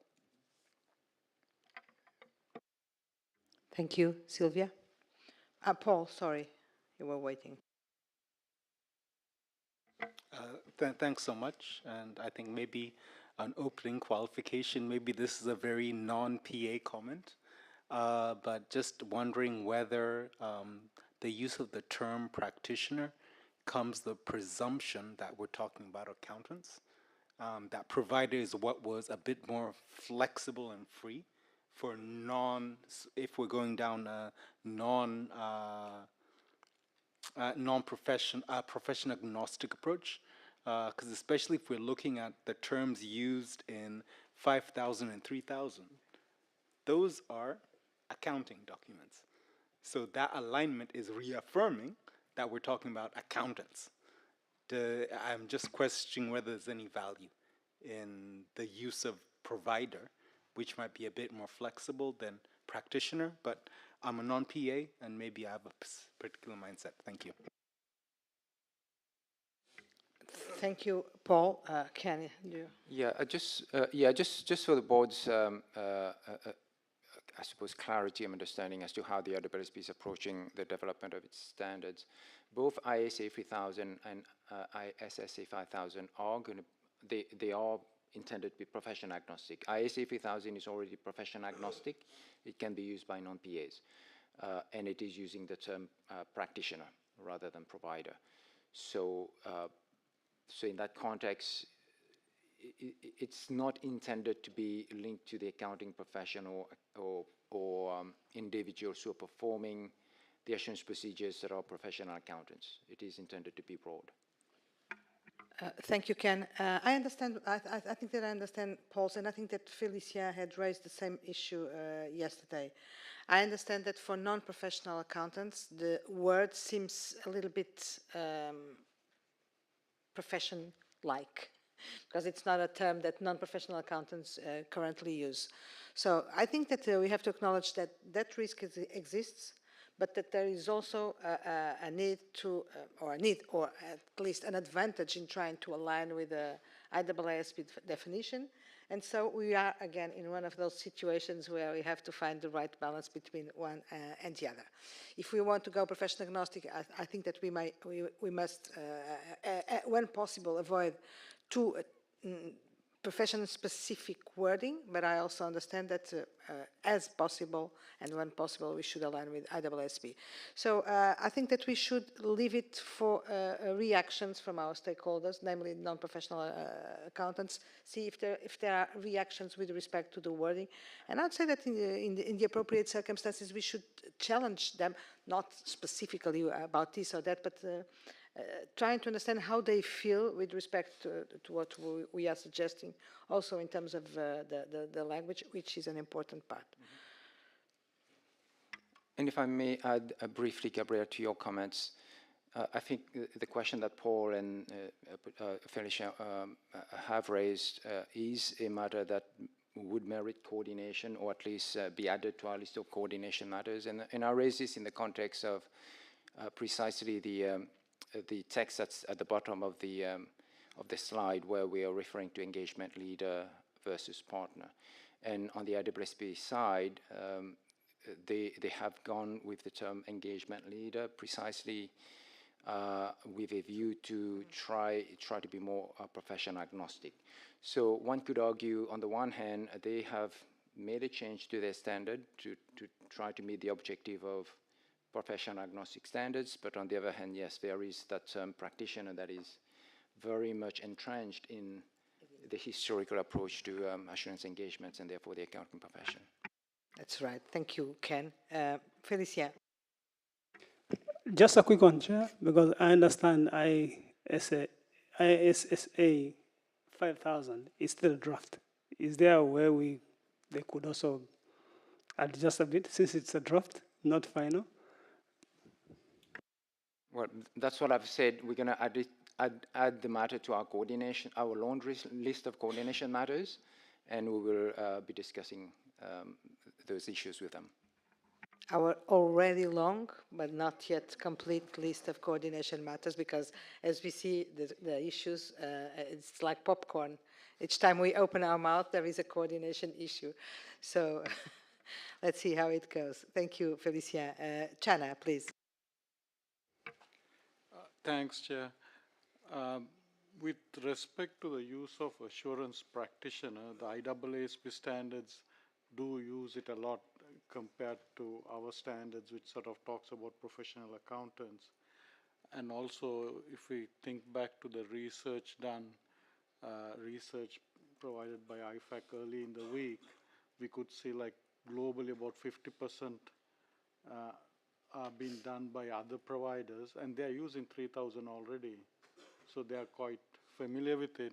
Maybe a thing that the task force could look at is how are the ISOs referring to it. Maybe we need a bit of research to see what the other terms are being used by other frameworks just to get an idea about it. And that could be something that we can explore in our roundtables coming up as well. Yeah, that's right, China. But interestingly enough, and I think I'm not wrong, the IFAC refers in its presentation to other service providers. I think it's the term that is being used by IFAC. So again, food for thought and for discussion. An open topic that does not prevent us from moving forward, because it's very easily adjustable at any point in time. So it's not an issue, but it's something that we should keep alive and discussing on the next few times, to make sure that these little details, small details, matter in terms of what the final picture will look like. So yeah, thank you very much for raising that, Paul and Felicia. I don't see anyone else.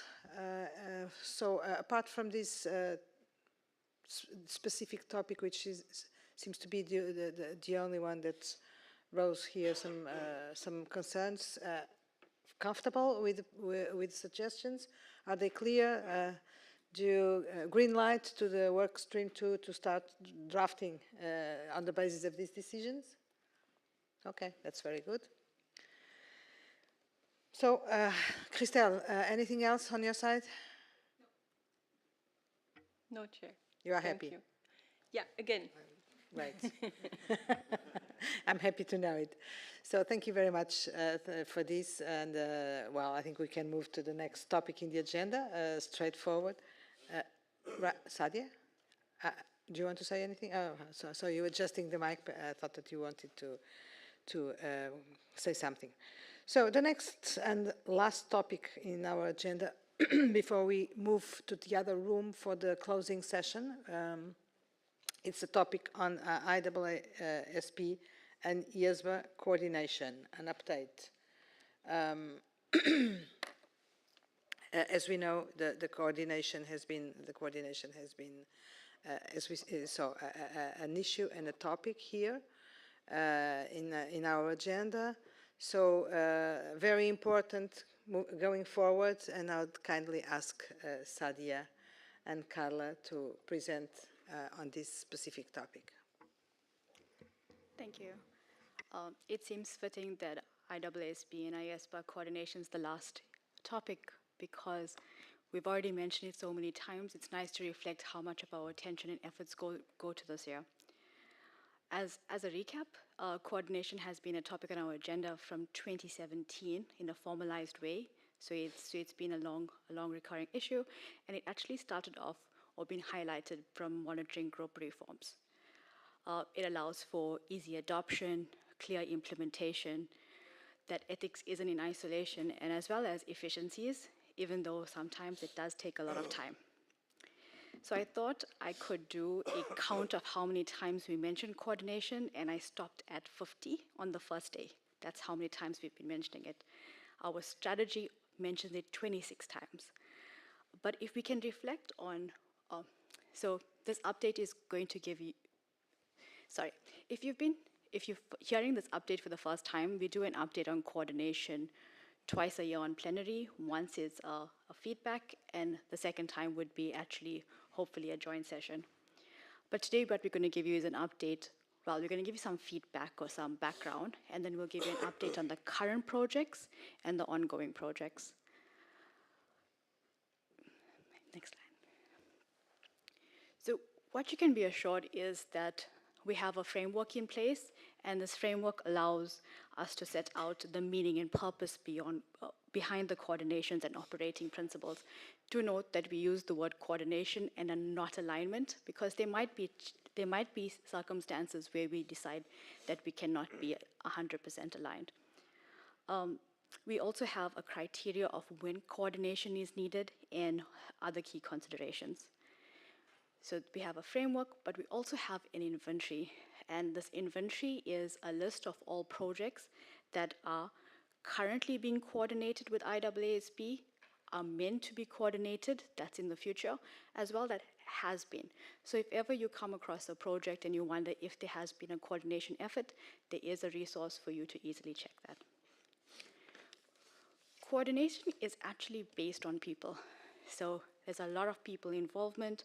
We already heard Gabriella saying how she has coordination with the chair of the IAASB. At a staff level, I believe that this happens on a weekly basis and this happens on an ongoing basis. My counterpart at the IAASB is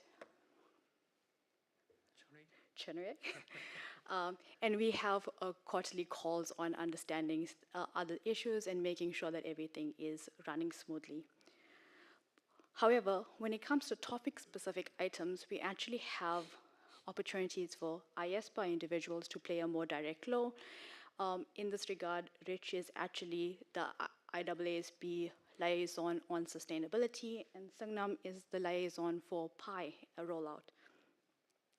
This means that it can be more focused on the projects, and at a project level, it happens in multiple ways. So the IAASB might have a project that needs our coordination effort.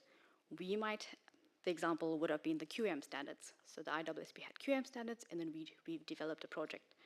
Iesba might have a project that requires the IAASB to have a project, and this is the PI, which is now still ongoing. And then we have it at a strategic level. So in our strategy, we aligned, and recently we even going to be doing some rollout in the way of roundtables and our common sustainability issues.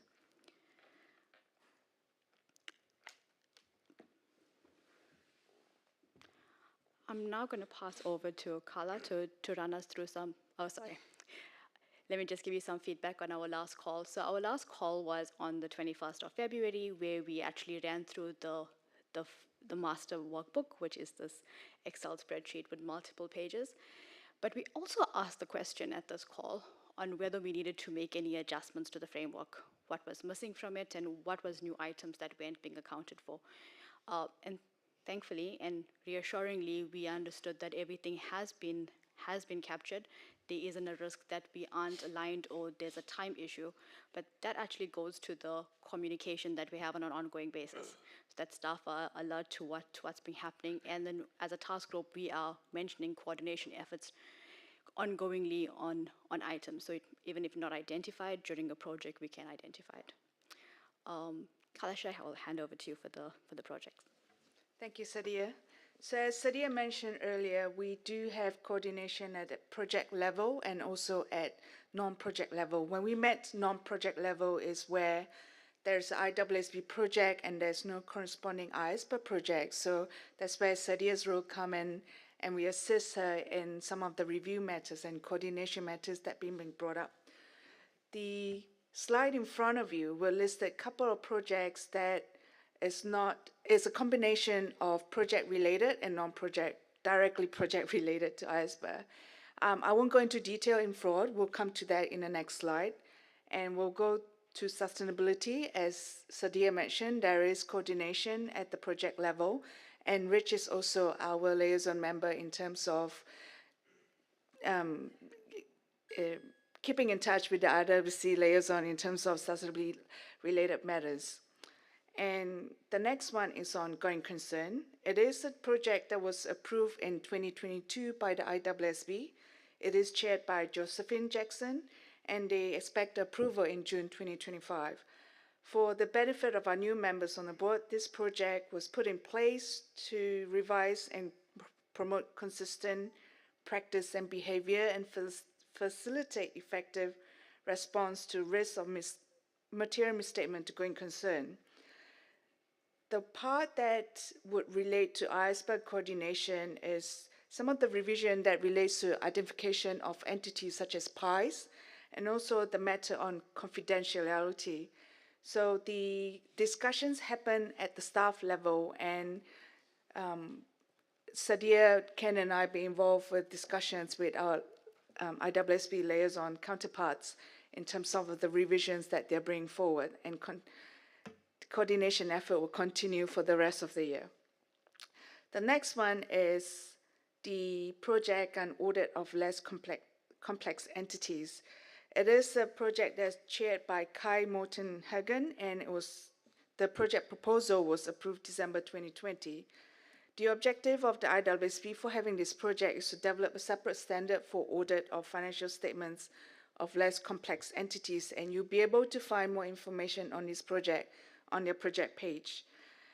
At this stage, the coordination effort will continue into March, and the significant proposals where we need a bit of coordination discussion effort is where they intend to revise the standards in terms of involvement of group audits and some of the discussion around engagement and firm level quality management. The next one is listed entities and pies, which is something that's been ongoing since 2020, and I believe Jeff Kwan was involved in the discussion in coordination with IWSB counterparts. And the main proposals that we look at from Iesba side is adoption of paragraph 408 of Iesba Code, which supports the purpose of establishing different requirements for pies. Before I go to the next page, I'll pause here to see if any of the board members have any questions on some of these projects.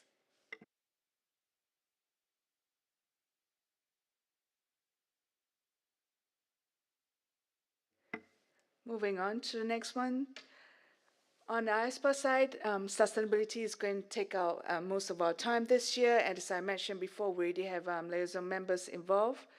And the coordination updates will be provided as part of the project work streams.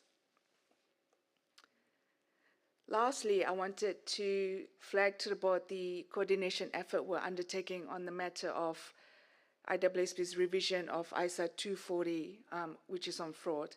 As mentioned as part of the ELC update, it is something that IWSB is undertaking. And at this stage, we haven't seen what the drafting looks like. It is coming to us in Q2 in 2020. And the main thing that they like to focus on is the role and responsibility of auditor for detecting fraud and financial statements.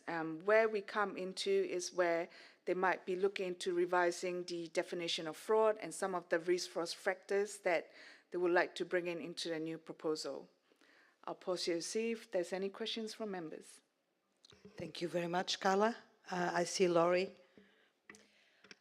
Yes, Carla, can I ask, can you go back one slide? Can we add the experts project onto this list? Because we had a lot of feedback, obviously, and we had it on our own agenda after our first task force meeting, but I think it'll be an important area for us to coordinate. Apologies, yeah. No problem. That really just came up this week for discussion. Thank you. Good point. Thank you, Laurie. Comments, suggestions, views on this report back on the coordination between the two boards. Mark, please. Thank you. It's good to see, how much work is actually going on in sort of the coordination with the IAASB, and I think, we're all very grateful for the work that goes into it. I think, as we've talked sort of through some of the issues this week, it can sometimes be a little bit scratchy on individual issues, and I think it would be really helpful, without wanting to create more work, if in these sort of periodic updates to the board, we could actually say, here are some of the things that actually happened as a result of our coordination. So it's great to see it all going on, but, it would be really good to say, as a result of the conversations we've had, in this project, this changed to this, or we aligned on this, because I just think that would be a sort of richer picture to discuss around the coordination work that's been going on, to say, we've done all this, and actually, as a result of it, we achieved this. Thank you. Thank you very much, Mark, for that result-oriented perspective of this coordination, which is a good point. Laurie, do you want to speak again? No.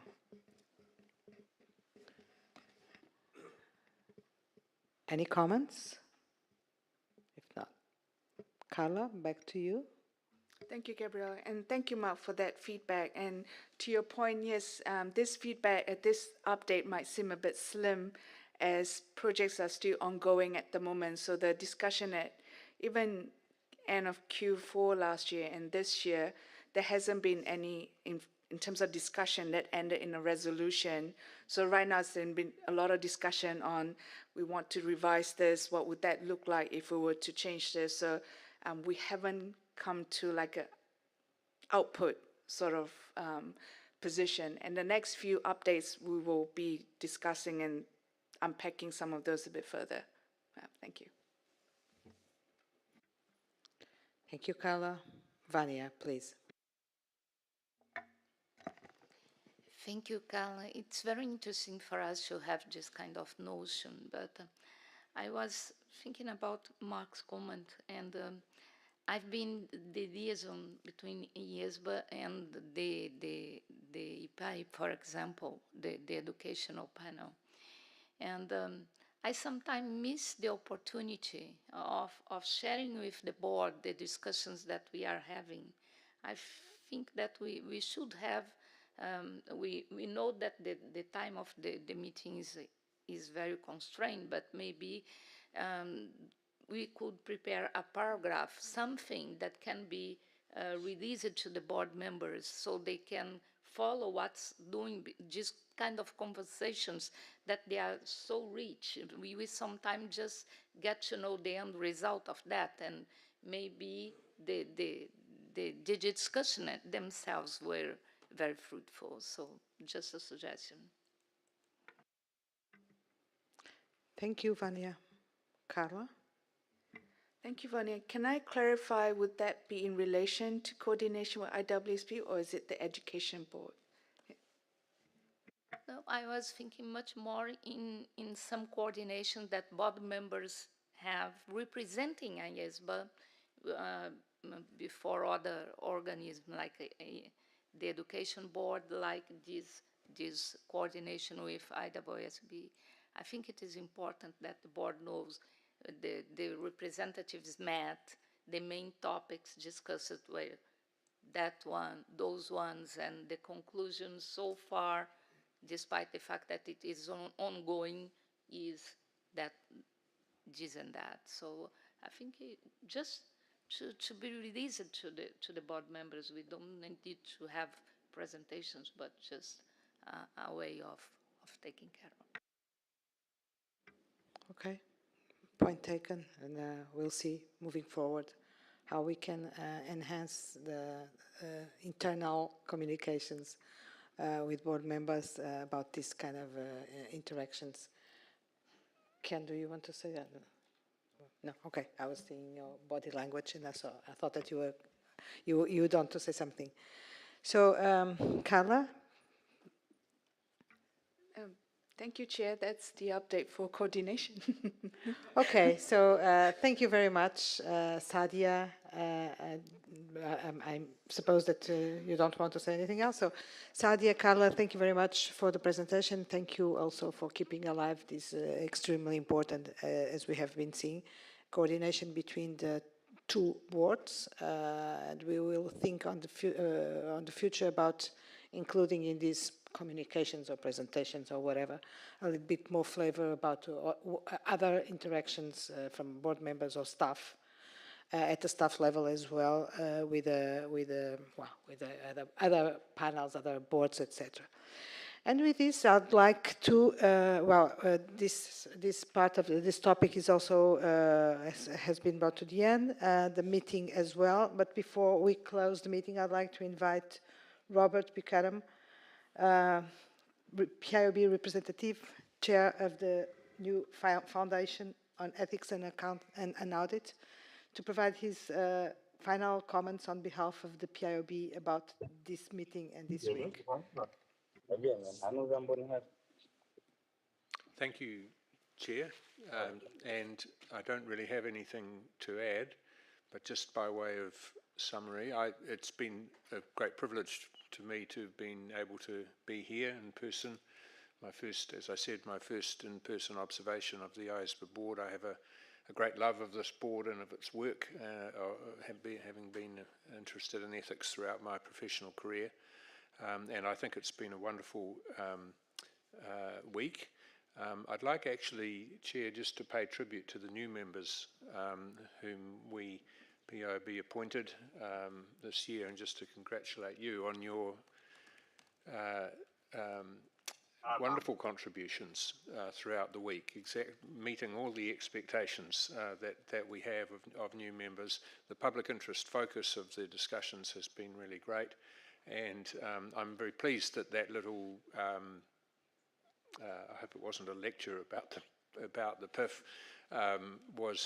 has proven to be helpful, as has been noted a number of times by task force leaders. So let's continue with that work, and in fact James and I have had some discussion since that intervention that I made just about making the public interest framework visible to everyone a bit more. So it will be, as he said yesterday, will be visible on the new website, and it's something that we need to become, all need to become more familiar with as we move forward. So I'm confident that that will happen. So I think I can say from the POB, thanks very much for the public interest responsiveness and all of the deliberations during the week. We look forward, Gabriela, to meeting you at our meeting in Madrid in just 3 weeks from now, and we will be able to continue the discussions there with you.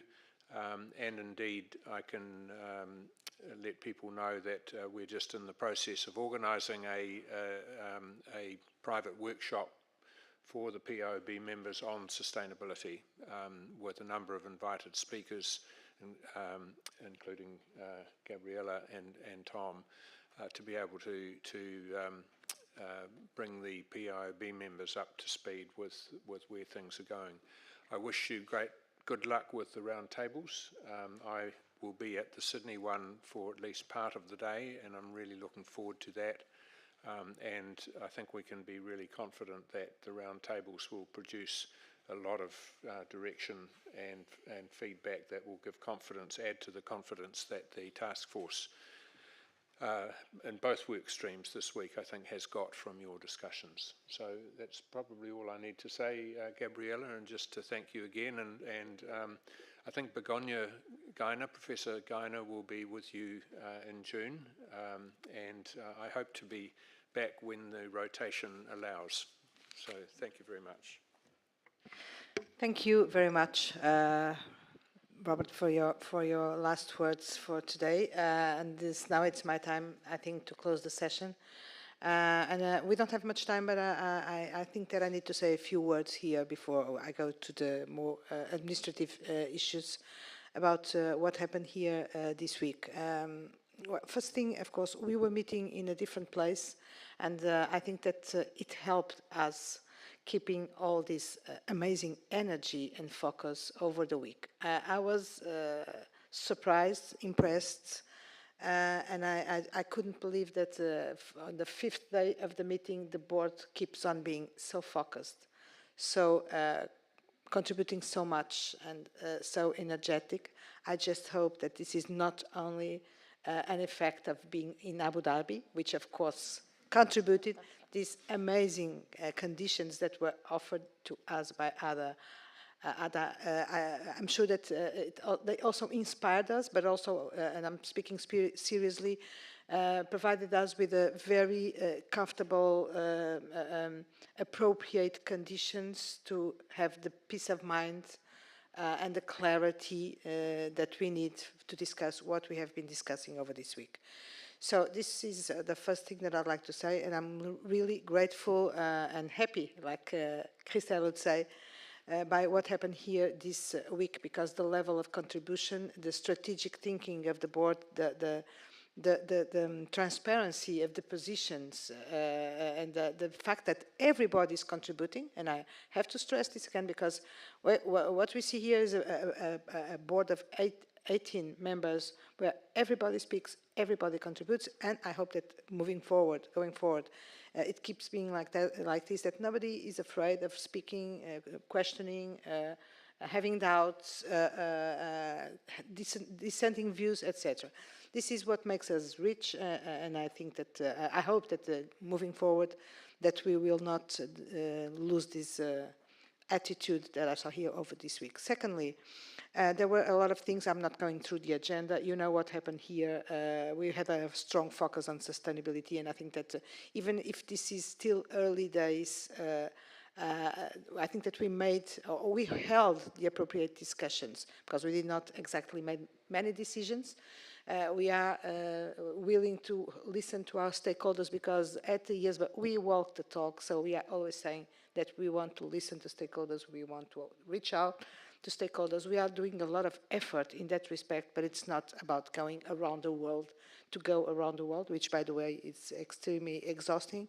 It's because we really want to listen to stakeholders. So this roundtables is putting in practice what we say that we do, and I think that what was prepared here in terms of what are going to be the discussions at the roundtable shows that we are, our minds are open, our hearts as well, and that we don't have any preconceived positions or concepts or whatever that will not allow us to listen to the others and take out from those discussions what is necessary for us to, again, walk the talk. And if we want to be relevant in what we are going to do in our standards, professional agnostic, etc., we have to do it right.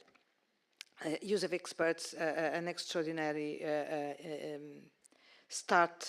kickoff of a project that I see as being a long shot project, because I'm not going to repeat what I already said about being cross-cutting, impacting a lot of areas of our work, etc.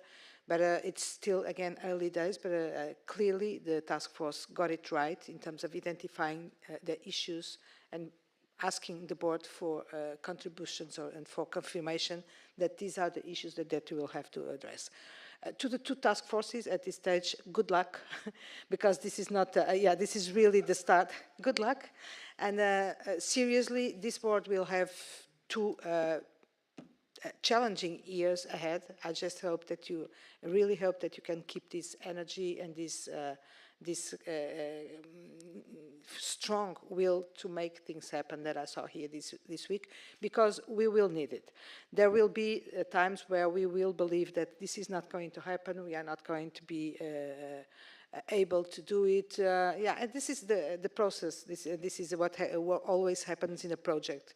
You have the high, then you have the lows, the ebbs and flows, and times where you believe, times where you don't believe. But one thing I'm sure is that we have the right people and the right will to get there. Strategy and work plan, an amazing moment today with applauses for the strategy and work plan, and a very, again, I think it's a very symbolic document of this board. Because of how much thinking, how much strategic mindset, discussions, etc., are included therein. It's not just a guidance. It's really the product of this board telling the world, well, what we think that we should do and how we can contribute to a certain purpose is this. Then let's see what we hear from. And very interesting discussions on the IRC. I'm not going to mention how amazing it was to see ChatGPT working lively. I'm still impressed because, just like Mark, I had never tried it.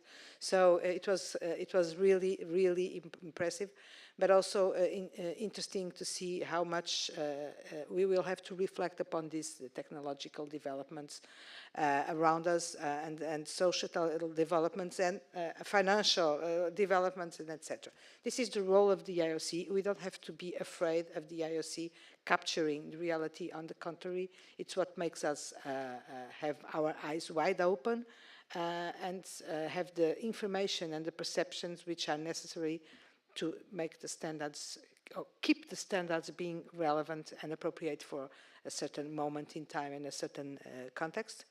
On the PI rollout, we saw how this is translating into many different jurisdictions being familiar to this concept and responding to our requests to tell where are they in this implementation process, what difficulties they have, etc. But I encourage all the board members to keep on doing the efforts that are necessary to make sure that this concept is embedded in each jurisdiction, and try to bring back the difficulties, if any, the requests, because it's really something that we have to make sure that in a relatively short period, the PI concept will be there in all the jurisdictions and all the markets. Communications, it was a very interesting presentation from Dave Johnson that again I thank for the good presentation that was made. There is a lot of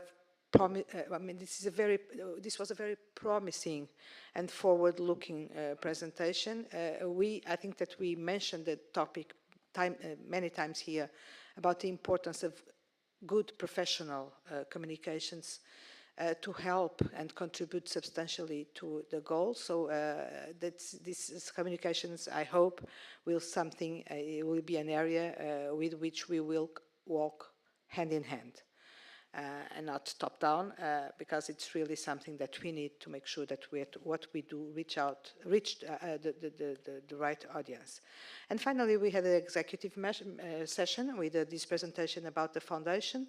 This is a good segue to the next comment, which is this board is taking place at a moment where so many things are changing. It's not only what we are doing, the topics that we are addressing, but our context, our governance, our institutional shape is also in a transitioning mode.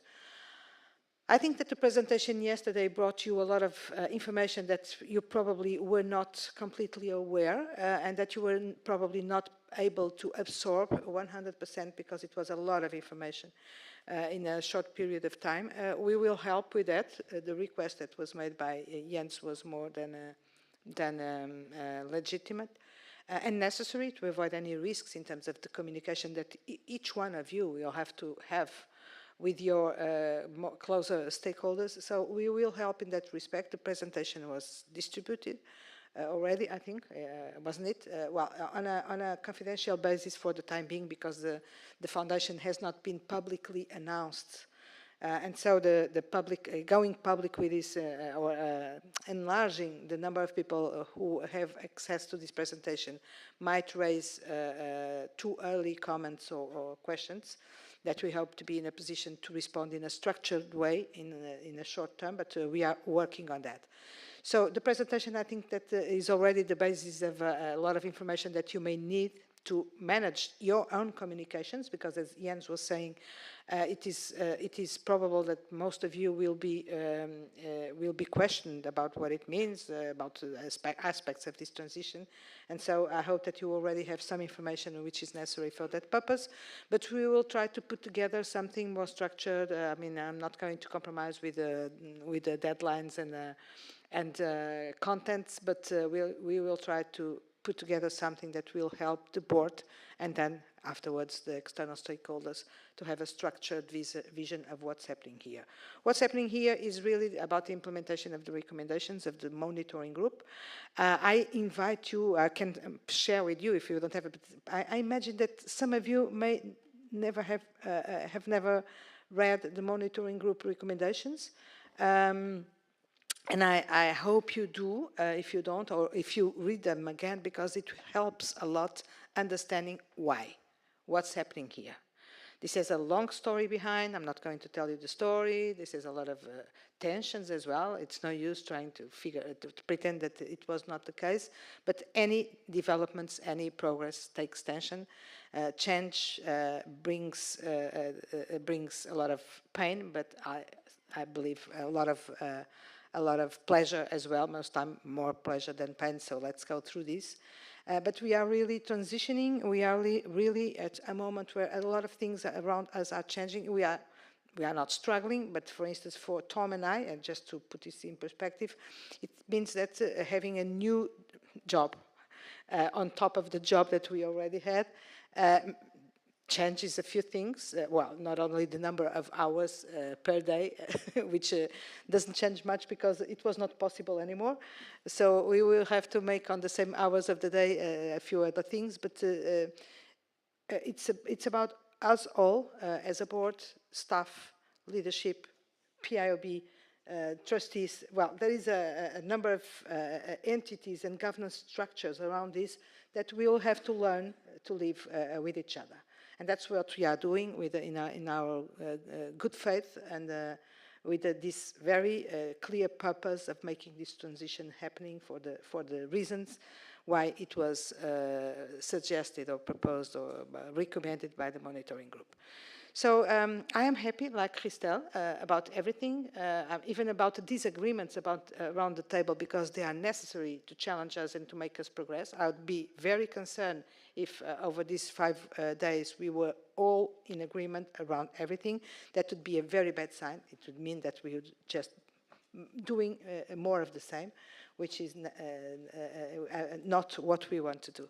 I'm happy for that, and I'm happy to be here in a moment of transition and of changing in all senses, because I think that change is almost always a good thing, as long as we can deal with it appropriately and respecting the people which is around us and who work with us, and for us, which is the most important part of it. And so with this, I think that I should congratulate the board and thank you heartfeltly for everything that happened here this week. And of course, a special word, we will have a closing session with Ada, but for the record, I leave here my gratefulness, the expression of my deepest gratefulness to Ada, for everything that they provided us over this week. This unique opportunity to meet in such a place, to meet for the first time in the Middle East, to come to Abu Dhabi, and to see our code being being adopted in this jurisdiction by surprise. I didn't know, I tell you, I didn't know. I was completely taken by surprise. I mean, there was an idea that ADA could adopt it, but it was really a gift, and adopting the code with such a wide scope, remit, etc., going well beyond what we could expect. So this was a successful week, but be careful, because it doesn't stop now. It's the start of a long journey for the next two years. So thank you very much to all of you, board members, technical advisors who supported everybody so much over this week. Staff always deserves from my side a very special word, and one specific in this case, because to Diana and Astju, who made this board meeting possible, because it's invisible, but the work that it takes to organize a board meeting outside New York, well, organizing it in New York is already a heavy thing. Organizing it outside New York, it's really a nightmare. Of course, they had the very kind and effective help and collaboration of the local authority, but there are a lot of things that it's on the Iesba to do. So thank you, Astju, and thank you, Diana. I don't know where Diana is, but well. Thank you to Diana as well. And so I think, yeah, for now, it's what I would like to say. Then the further thank you will be said in the next session. I'd like just to recall that the next board meeting will be held in New York on June 12, 6 to 16, on the week of 12 to 16 of June. And I hope to see you there all. Some of you I will hopefully meet you before that, namely in Lisbon, where I was invited to participate in the drafting group of Workstream 1. So I'm going to cancel everything for those 3 days, because I will be drafting standards with Mark over these 3 days. Yeah, but I hope to see some of you there. The others, I'll see you in New York, and thank you very much for everything. Safe travels back home for those with whom, by chance, I will not speak before leaving. Thank you very much. Thank you, Gabriela. So we will allow a 10-minute break so the technicians can move the videos across. So we are ready? Okay. So if you would make your way to the panel session room, thank you.